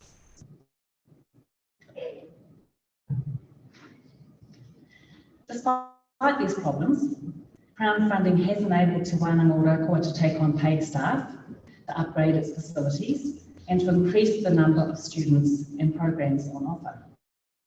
However, and this is the important bit, our experience is that financial support comes at a price. The line between state assistance and state interference is a fine one, and the wānanga now finds itself engaged in a constant struggle to preserve the integrity of the principles upon which it was established. Any sense of liberation that one might have expected to come with Crown funding has been matched by the constraints of finding ourselves in quite a close relationship with a powerful and a historically abusive party. Now, there's nothing about our experience that is actually extraordinary here. In fact, the obstruction of potentially revolutionary Māori initiatives by Crown meddling, posing as support, has been an all too familiar phenomenon during our recent history. Other examples that could readily be cited include other Māori education initiatives, such as Te Kohanga Reo, and these are the Māori medium preschools. I think some of you went out to some site visits to Te Kohanga Reo yesterday. And also Kura Kaupapa Māori, and these are the Māori medium schools, years 1 to 13. Again, I think some of you may have gone to visit the put a kaupapa next door. There are many, many other examples of this phenomenon, but if I were to go on about them, I would be here till midnight and we still wouldn't be halfway through. So those two examples will suffice, along with Wānanga, of course. Now, you might be sitting there wondering, how is any of this connected to an international funders for Indigenous peoples gathering? The connection, I think, is this. Having learned through bitter experience that reliance on the Crown for financial assistance may cost us more than it's actually worth, Māori groups such as the Art Confederation are bound to be interested in looking elsewhere for funding to support our activities. The possibility of forming relationships with funders who are interested in what we're doing and who, crucially, are not the Crown is an exciting prospect.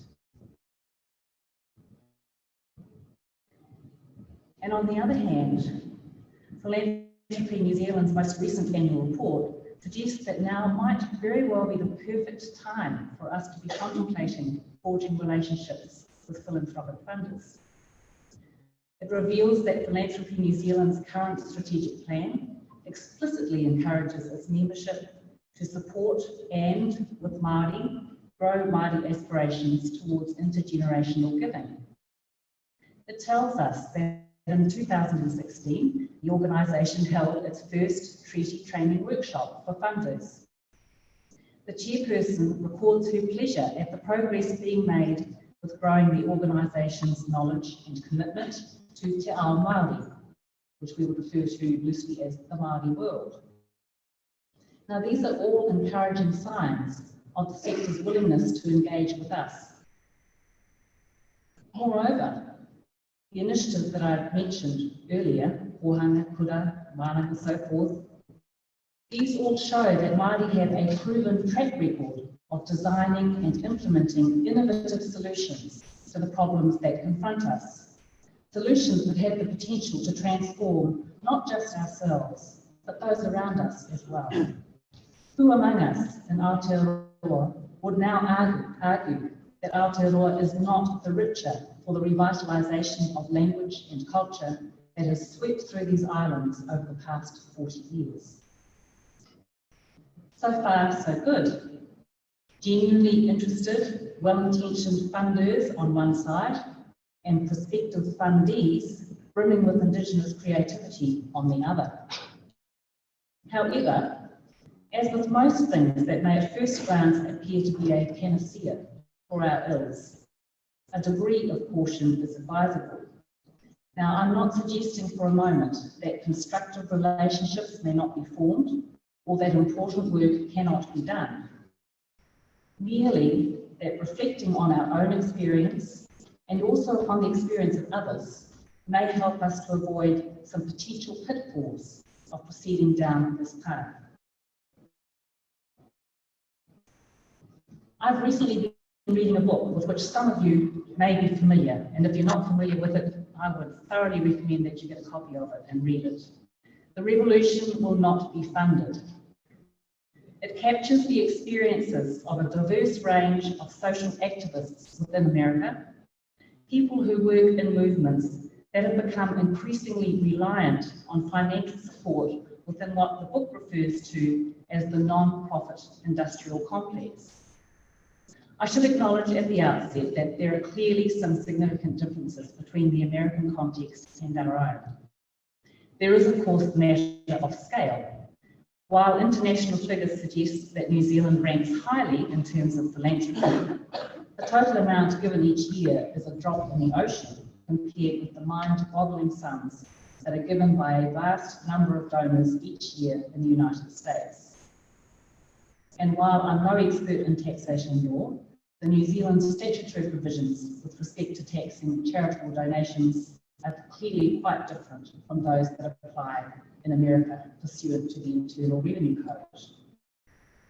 Despite these differences, reading this book, The Revolution Will Not Be Funded, raised some troubling questions for me about the relationship between movements for social change and foundation-based philanthropy. And I think that we would do well to ponder a few of these questions.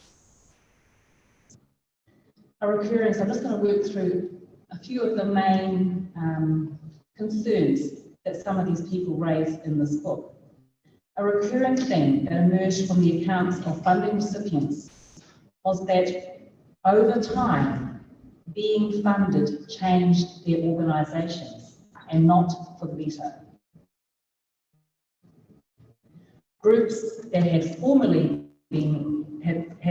relied on voluntary labour and on community-based fundraising found themselves becoming more and more preoccupied with securing the next round of funding. Time that once had been spent working in their communities to achieve social transformation was increasingly devoted to their communities, not to their communities, increasingly devoted to engaging in what one person described as the foundation dance.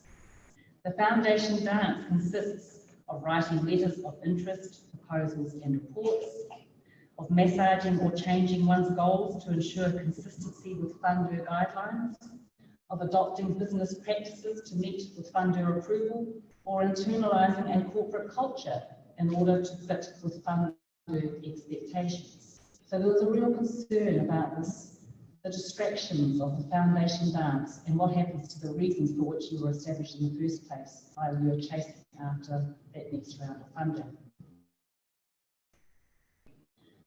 A second concern that was raised by a number of people is the fact that fundee groups with similar goals found themselves in competition with one another in the race to attract funding. Not only did this reduce the prospect of forming alliances with like-minded people in order to promote wide-ranging social change, but it also discouraged fundee groups from admitting and therefore learning from their failures. Instead, they felt compelled to report on all projects as success stories. Indeed, some even found themselves being forced to repeat failed strategies because of the vehemence with which they had characterised them as successful in order to get further funding. A common reflection was that becoming reliant on foundation funding had compromised the radical edge of social activism, encouraging workers to think of activism as a career instead of as a calling, persuading them that nothing was possible without money, and limiting their vision to implementing small-scale projects as opposed to designing far-reaching strategies for the achievement of fundamental social change. Native American activist Madonna Thunderhawk, for example, noted that securing foundation funding by becoming a non-profit had initially seemed innocuous enough. Just another way for Native activist groups to raise money. However, becoming part of the non-profit industrial complex changed the groups in ways that they had not anticipated. So this is a quote from Madonna Thunderhawk. She says, the focus turned to raising money to keep the organisation going, while the actual work of activism became secondary and watered down. And when the money disappeared, the work did too. People work now for a salary rather than because they're passionate about an issue.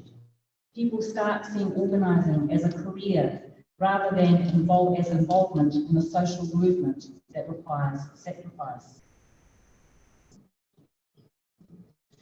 It was also suggested by some that foundation funding tended to favour projects that dealt with the results of social problems, rather than programs designed to prevent such problems from occurring.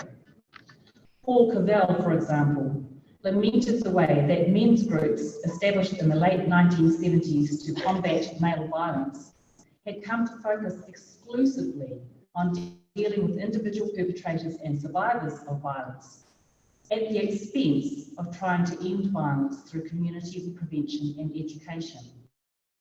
He delivered a particularly searing critique of the rise in social service provision over the promotion of social change. And he linked this development to the profound economic inequality within American society. He argued that the funding of social welfare initiatives were a cynical strategy, enabling the wealthy to maintain their position at the top of the economic pyramid by creating a crucial buffer between themselves and the vast majority of the population who are relegated to its lower levels.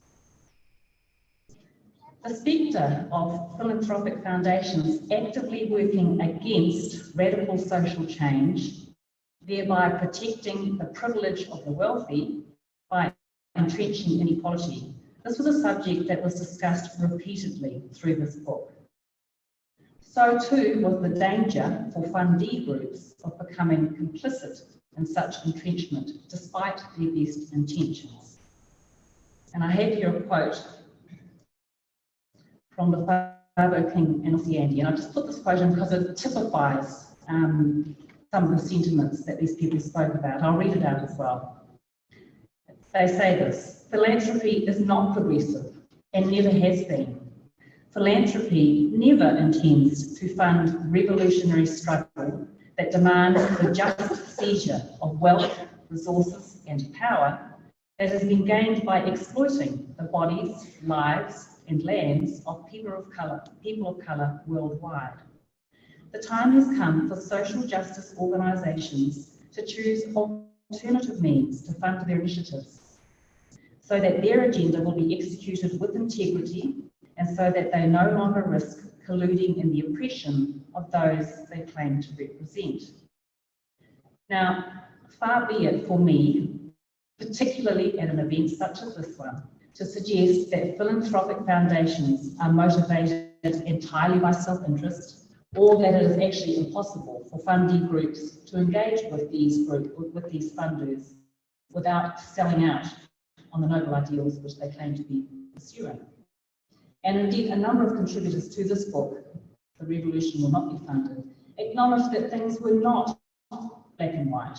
They agreed that some foundations had shown a strong commitment to transformative action, and they provided examples of productive relationships having been established between social activists and philanthropists. Nevertheless, as we sit here in this conference, contemplating our shared future as funders and as Indigenous peoples with lots of work to do, I think that there are some valuable lessons that can be taken, both from the American phenomenon of the non-profit industrial complex, but also from our own experience here with Whakatukuranga Ruamanu. Remembering that Whakatukuranga Ruamanu is a project that has transformed the lives of people and communities within this region. The following is a list of suggestions for consideration, both for Indigenous groups and for philanthropists. Firstly, a few considerations for Indigenous groups to bear in mind as we think about approaching philanthropic foundations for funding. Firstly, we must take the time to clarify our goals and to articulate the principles underpinning the way that we work towards their achievement. Whakatukuranga Ruamanu, Generation 2000, had a goal of preparing the Arctic Federation for the 21st century, and its four underpinning principles remain central to Te Wānanga o Raukawa's operations today. The Wānanga has also overlaid those principles with a set of 10 foundational kaupapa or values, which it seeks to express in all aspects of its work. And you may have noticed throughout this conference, a number of the workers have been wearing t-shirts. It looks like there's a whole lot of words on the front. Those are our 10 kaupapa, our founding principles. So we wear them, we seek to express them. They're depicted on the walls, outside walls of this building. They're depicted on the gate. They're depicted in the carving across some of the work that's done over the road. So the kaupapa, they're everywhere in this institution. And I know that lots of institutions have underpinning values or goals or whatever, but I'm telling you, if it doesn't pass the kaupapa test here, it doesn't run. It's that simple. So principles and goals are really very important. Taking the time to establish clear goals and principles helps us to remain on track, ensures accountability to founding ideals, and can really help to prevent us from becoming distracted from our course by short-term imperatives. A second point to bear in mind, self-reliance is the key to independence of thought and action. External funding can play an important role in achieving specific goals, but the more reliant a movement becomes on external funding, the more vulnerable it becomes to external interference, or even to dissolution in the event that the funding is withdrawn. So it's crucial as Indigenous peoples to spread the risk by exploring as many avenues as possible for supporting our activities. Self-generated funding, community fundraising, voluntary contributions, so on. Business opportunities, there may be a range of ways that we can fund ourselves. I told you earlier about the Waitangi Tribunal claim that we brought in 1999 about the capital establishment funding. At that time, the Waitangi Tribunal noted that the wānanga was this particular wānanga was relatively stable and had been going for quite a long time. And the tribunal noted that the reason for that was the enormous contribution of volunteers. That is what made this institution, in fact, it remains what has made this institution what it is today. People who didn't actually say no money can't do, people who just said this is important, we'll do it. So we need to not become completely reliant on funding.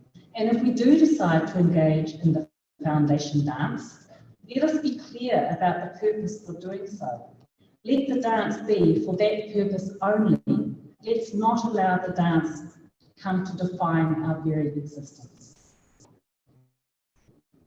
Thirdly, Madonna Thunderhawk tells us that activism is tough. It's not for people interested in building a career. If we become comfortable doing the foundation dance, building careers around securing the next round of funding as opposed to working for change, that's probably a sign that we have lost our critical edge. Fourthly,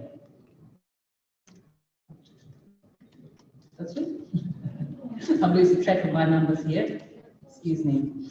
Being an Indigenous person in a settler colony, by definition, means being confronted by an endless succession of daily crises.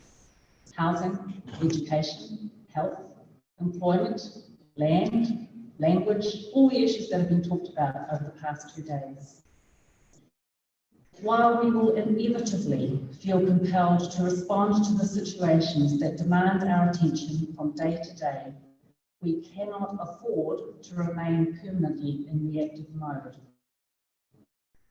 It's essential that we make time to think, to plan, to imagine a different future. It's important that we do this collectively in places like this, generating ideas, sharing our dreams, and expanding our expectations about what is possible. Our work must not be limited to dealing with immediate problems via one short-term project after another. It must incorporate longer-term strategies that have the effect of changing our perceptions and educating others. In 1975, when Whakatūranga Ruamano began, many of our own people believed the Māori language to be worthless. Now, while the language is still far from secure, there has been a clearly discernible shift in the way that we perceive its value. Along with other iwi initiatives, Whakatūranga Ruamano has also contributed to a shift in non-Māori thinking about the value of the language. And finally, training our eye on the distant horizon is important. When Whakatūranga Ruamano was first rooted, the year 2000 seemed a really long way off to some of us. It's already history.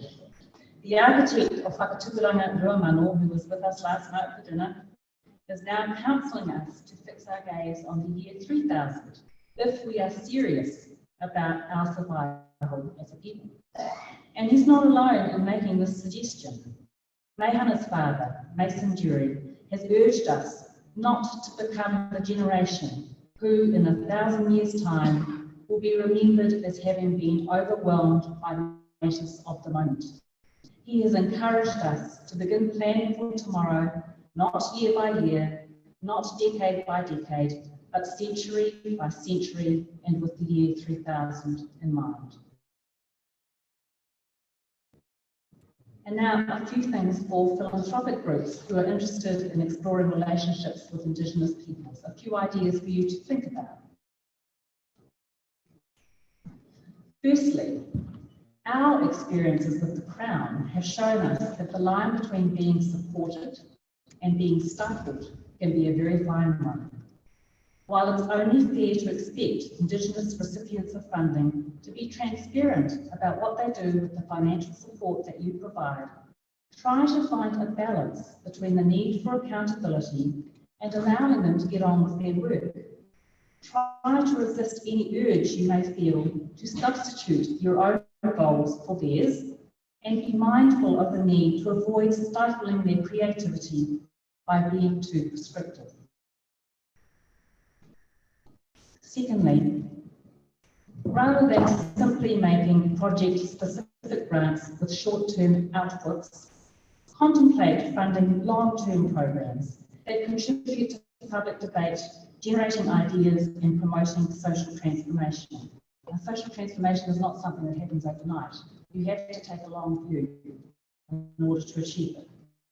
Instead of approving projects that provide assistance to a select few underprivileged individuals or groups, thereby actually entrenching social stratification, consider resourcing the development of strategies that will ultimately redistribute the wealth and power of the community more equitably, so that economic and political disparity will actually become things of the past. Thirdly, there's no need to be defensive about your privilege, but it is important to accept that privilege brings with it responsibilities. Be willing to support work that may ultimately undermine your privilege in the interest of producing a better world for all. And finally, I am sure you are all well aware, you certainly would be after having sat through the last couple of days, I'm sure you're all well aware of the fact that Indigenous peoples such as ourselves have had political power wrested from us, have been rendered economically vulnerable, have been all but robbed of our Indigenous identity. We have had to claw our way back from the very brink of physical and cultural obliteration. It should come, therefore, as no surprise to you that our agenda is one of radical social change. Ultimately, we seek to disrupt the power of the states that have been superimposed upon the Indigenous map of the world, and to reassert control over our own lives. In terms of the colonial states within which we now find ourselves entrapped, we seek change that those states would define as revolutionary.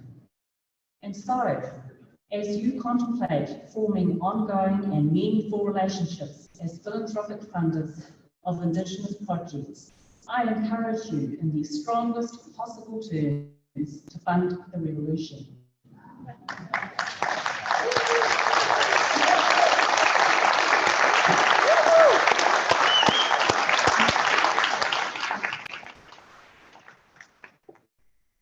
So I'm going to wrap it up now. To conclude, I actually realise that to use a word like revolution is to risk upsetting people. At this moment, it's quite possible some of the funders in the room are wishing they had gone directly to Auckland instead of wasting their time coming to Otaki. And some of the Indigenous groups may be thinking, oh God, we should shut up, she's going to annoy them and frighten them away. But revolution is not a dirty word. It's not a dirty word, and revolutionaries do not need to be feared. What you have witnessed here in Otaki these past 2 days is a revolution in progress. Some of you will have met our aunties and uncles while you have been here. Auntie Margaret, would you mind standing up and waving to everybody? Please. Thank you. Now that is what a revolutionary looks like. Auntie Margaret and that generation, they are the revolutionaries in whose footsteps my generation now tentatively walks. It is our privilege and our responsibility to do that walk as well as we possibly can, It is thanks to their vision, to their determination, that our little community has been transformed. A transformation that has rippled out through our region, a transformation that the Art Confederation will continue to work on for the foreseeable future. Now, I've focused on the Art Confederation because that's what I know. I'm not suggesting for a moment that we are unique in striving to change our circumstances. Indigenous communities all over the world are applying their creative genius in multiple ways to address the problem of survival. This activity is not optional for us. It's a matter of absolute necessity. For that reason, we will continue to do this work with or without support from non-Indigenous groups. But imagine how much more effective the work will be. Indeed, imagine how much better the world will be if we do this work together. Tēnā koutou.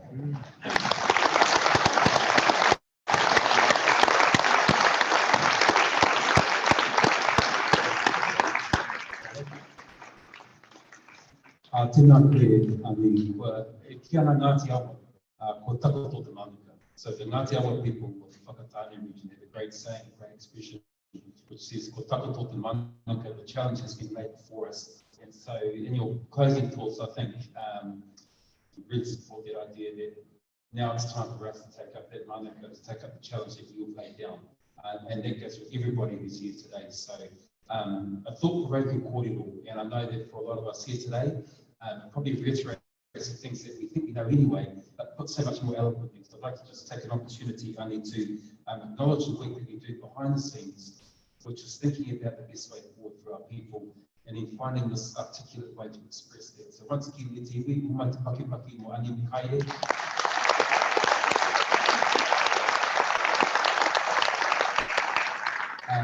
And fund the revolution, and so we now invite you to join the revolution to empower a revelation for everybody who's here. So these are things for us to think about as you fill out your kete kōrero and shortly return home. All of these challenges that have been laid there today on the stage for us to think about.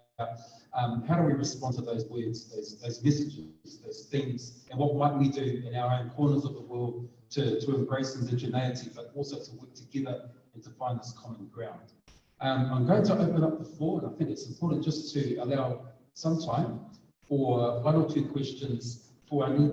This is possibly the only chance we'll have this year, because our next tour, if I heard correctly, is in 2019. So Pātaka has the microphone, and we're just going to see if there's any pātai, any questions for Whakaaro before I invite IFA and Jay McKenzie to come up onto the stage for our whakakapi. So please, if you do have a kōrero or a pātai for any, now is the time.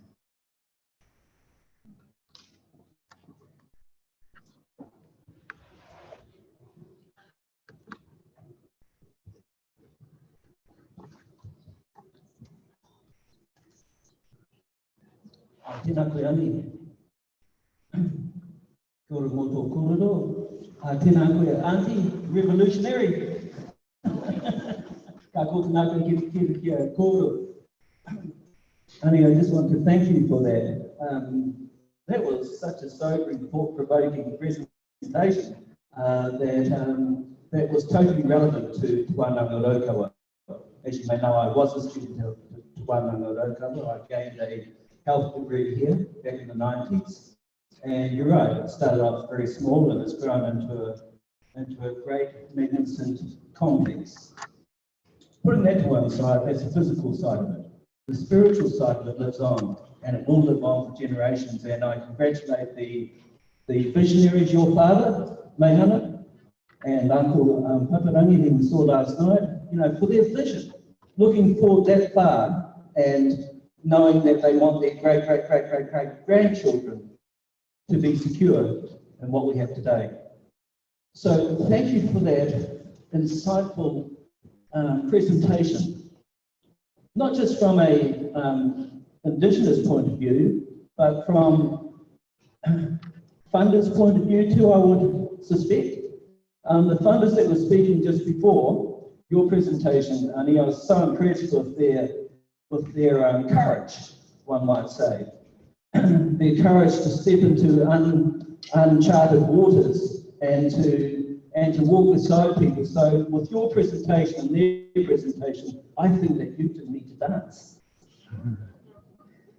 And I would just like to thank you once again for that and ask everybody to put their hands together.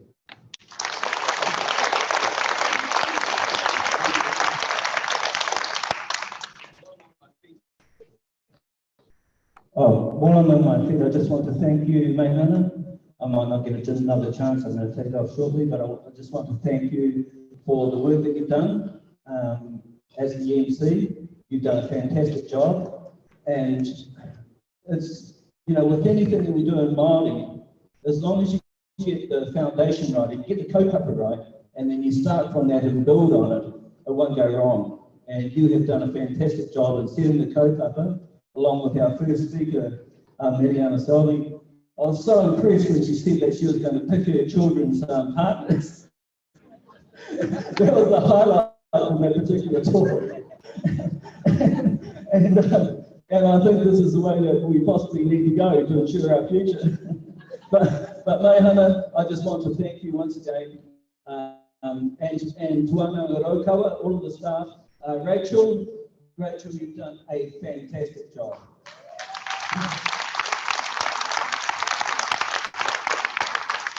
Doing your work, and in fact, I was up most of the night thinking about the fantastic job that you have done with yesterday, and I suspected that today would be the same.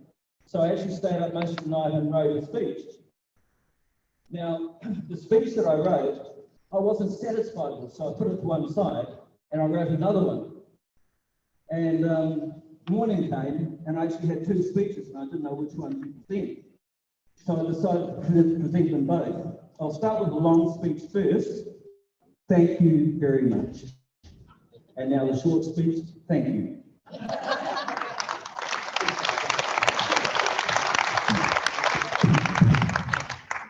Kia ora tātou tuakea ki te ia atu kia ora mai nei I tēnei ahi e nōreira kia ora tātou. You know, for those visitors to our nation, I just want to acknowledge and to say to you visitors, this is a very unremarkable kind of a challenge that we give ourselves, so I want to acknowledge that. You know, I'm just sitting here aware that, and I guess it's a kind of a statement and a rhetorical question to both those who are in the philanthropic arena and in line with some of the challenges that you offer us today. You know, it's common knowledge now that the Māori asset base is in excess of $40 to $45 billion as at 6 a.m. this morning. And we're looking at people whose asset base is not dissimilar, using a double negative.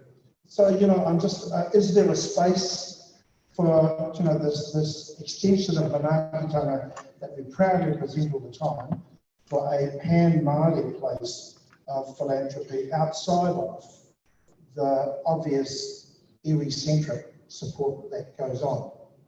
And so, you know, maybe that's part of the challenge that you offer, and the question that I would have wanted to ask our visitors from the States and Peru and our, you know, our expert panel this afternoon. Is there a place? Because I know part of that whole thing is around the irony of it is, from a nation of over 600,000 people, 400,000 of whom could be clearly described as financially illiterate, with an asset base that's growing and growing every day. Is it our place to come and join what is traditionally something that we acknowledge, and that, you know, you use this last 2 days into a financial base to share around in a pan-Māori sense to fund revolution? Got it. I think there was a question in there.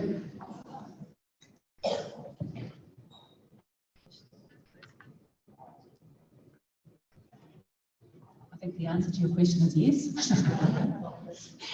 I mean, I think there is a place. I think there is a place for it. But the other thing that occurs to me is that when other people give time and money and of themselves to make stuff happen as philanthropy, when we do it, it's whanaungatanga. And I think, you know, so we have a long tradition of doing that, and we should keep doing it. But I agree, I think well, not wanting to step on any toes. I think that focusing on increasing the asset base and all that stuff is great, but what are we going to do with it? Same question really, like going to a conference. Lovely to go and get new ideas, but what are you going to do with it? So I do think probably in some areas we should be sitting down and having quite careful discussions amongst ourselves about what's going to be done with that marvellous asset base. Very good question, Kia ora.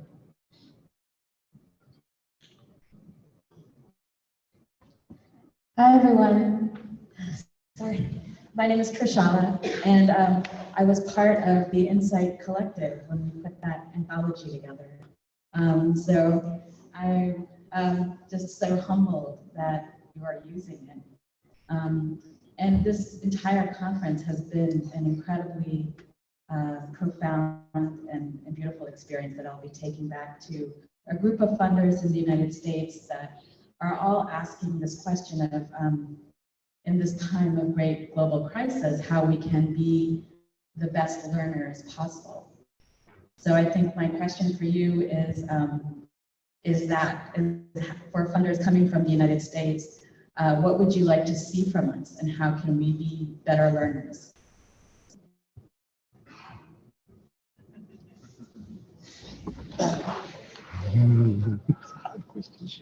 Firstly, can I say I am honoured to meet someone who belongs to the Insight Collective.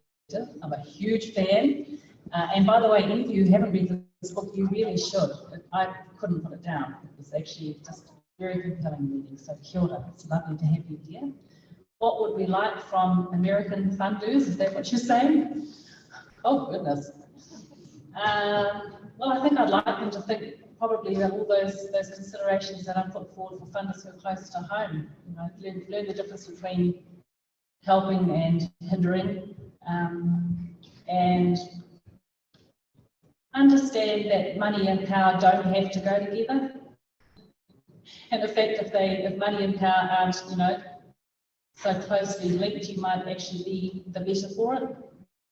So yeah, it's great that they have some money, learn to let go of a little of the power that goes with it. Until we have a world where having money doesn't actually equate with power, wouldn't that be a lovely thing to aim for? Kia ora.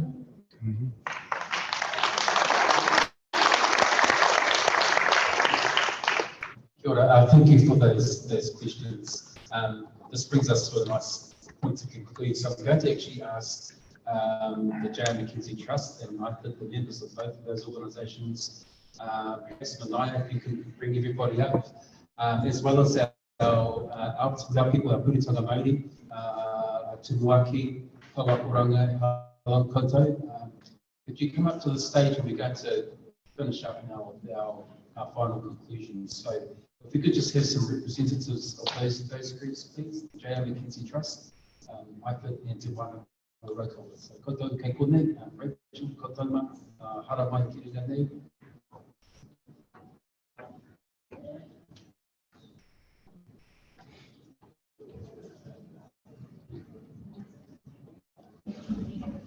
Auntie Margaret, koutou ngā Puritanga Māori.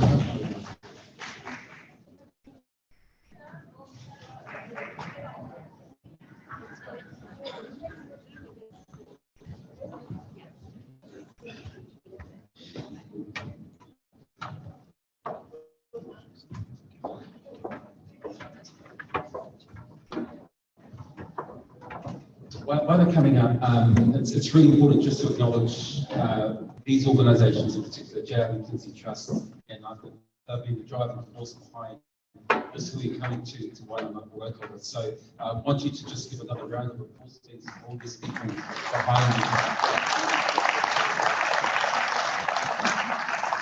I think at the conclusion of Ani's audible, it's left a really good place, and it's given us some room to start thinking about where to from here, and it probably connects into Manaya's audible as well, the summary as to where we might go to from here. It certainly answers a lot of questions that we get, and I'd just like to firstly just ask our Tumuaki, if you'd like to hear me kia koe ku e whakakapi, e wahanga ki tō tātou wānanga. Tēnā no koutou katoa. Just want to reiterate the words of thanks to all of you that have travelled to support this kaupapa and for the wonderful way in which the last 2 days have gone. and to wish you safe travels back to your homes and your families. And now that you've been welcomed to Te Wana Moroka, you are able to see tangata whiri, you're now part of our family, and you're welcome back here anytime. I genuinely hope we do see you back here again. Kia ora koutou katoa.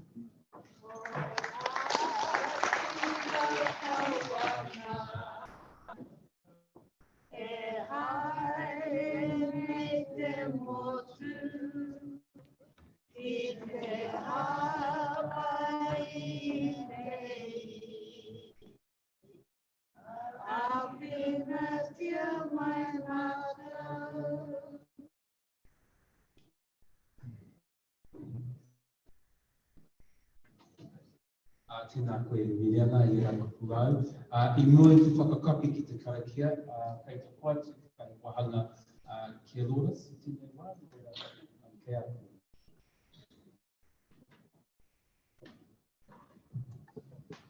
So all things sometimes come to an end, but it doesn't really need to be an end. It needs to be a continuation of the conversation. So I really hope you carry conversations and most importantly, actions. On behalf of the International Founders for Indigenous Peoples, on behalf of our board members who are here with us, Andrew Dobson, Samuel Swift, and Anaya Keane, I really want to thank everyone that came here. I know coming here from close and afar does take time away from your families, and I really appreciate all of you that are here. I also want to say our thanks to you, Ariana, for hosting us, but not just to you, but to your whole team. And over these last months, I guess that we worked together. It's been really wonderful, and it's really been a really wonderful experience to also see many faces that perhaps we heard of their names during calls, but now to see them in person. And so we have a little something for you to express our appreciation. I also want to thank three particular people that have walked with us along these many months of planning and dreaming and working through like logistics. And those are Rachel Selby,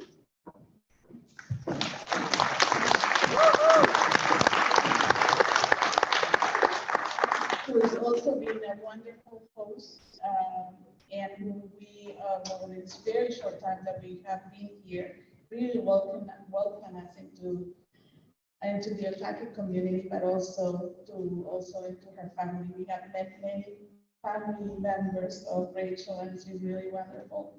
We also want to thank Marama Takao for all of her contributions, for the planning, for being there.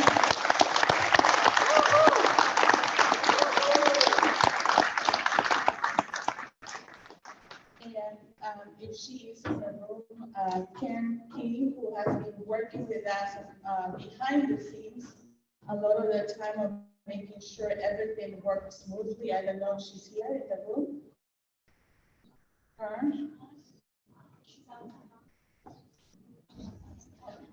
But we'll have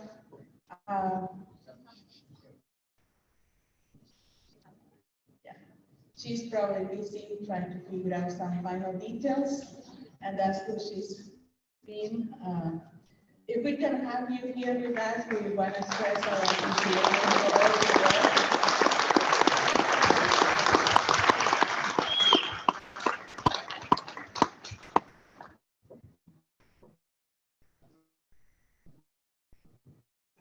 She's been worrying about all those little details, making sure we have decorations, and we were so taken by having expression of nature right here with us from the beach, bringing it from the beach.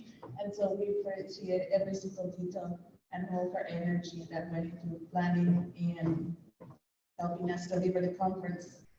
And last but not least, if I could also invite you to the stage, I am Ian Hines of the formerly with the Jerry Mackenzie Trust, who worked with Marama and right here, sorry, and who was so kind.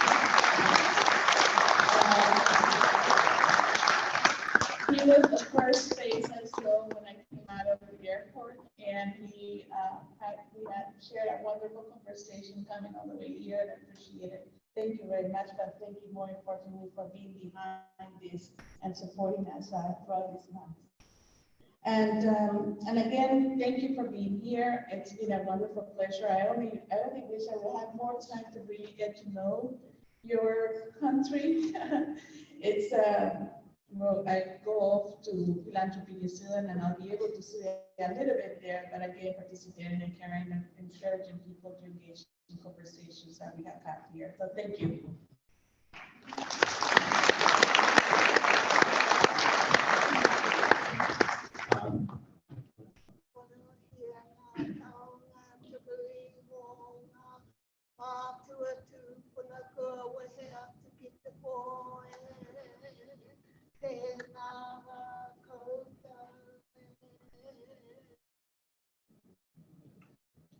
Kia ora tātou. Ko tai te wā e whakakapi ai te tātou hui.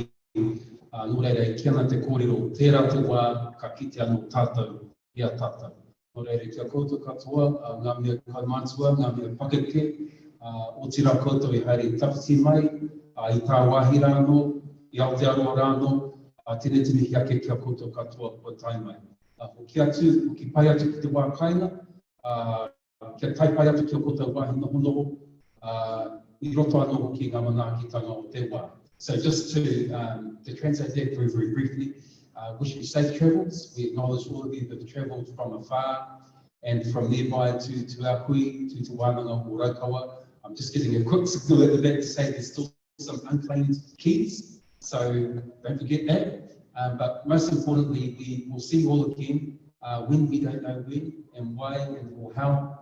It's over to us. It's over to all of you to think about the kōrero that have been presented and to take up the challenge. And as Ani said, this isn't the ending, it's only the beginning. So we wish you all the best in all of your endeavours. But on behalf of Te Wānanga Raukawa, we wish you safe travels home because we're coming to the conclusion now of a karakia. So ask you to stand. E tū tata. Ke tau mai ngā manaakitanga te mea ngaro kia mahia te hua makiriki. Kia toi te kupu, kia toi te reo, kia toi anō hoki ko ngai ni take o te ao. Ko rangi nui atu nei ki papatuan e takoto ake nei tuturu ofiti whakamaua kia tīna haumi e, hui e, tāe ki e. Kia ora tata.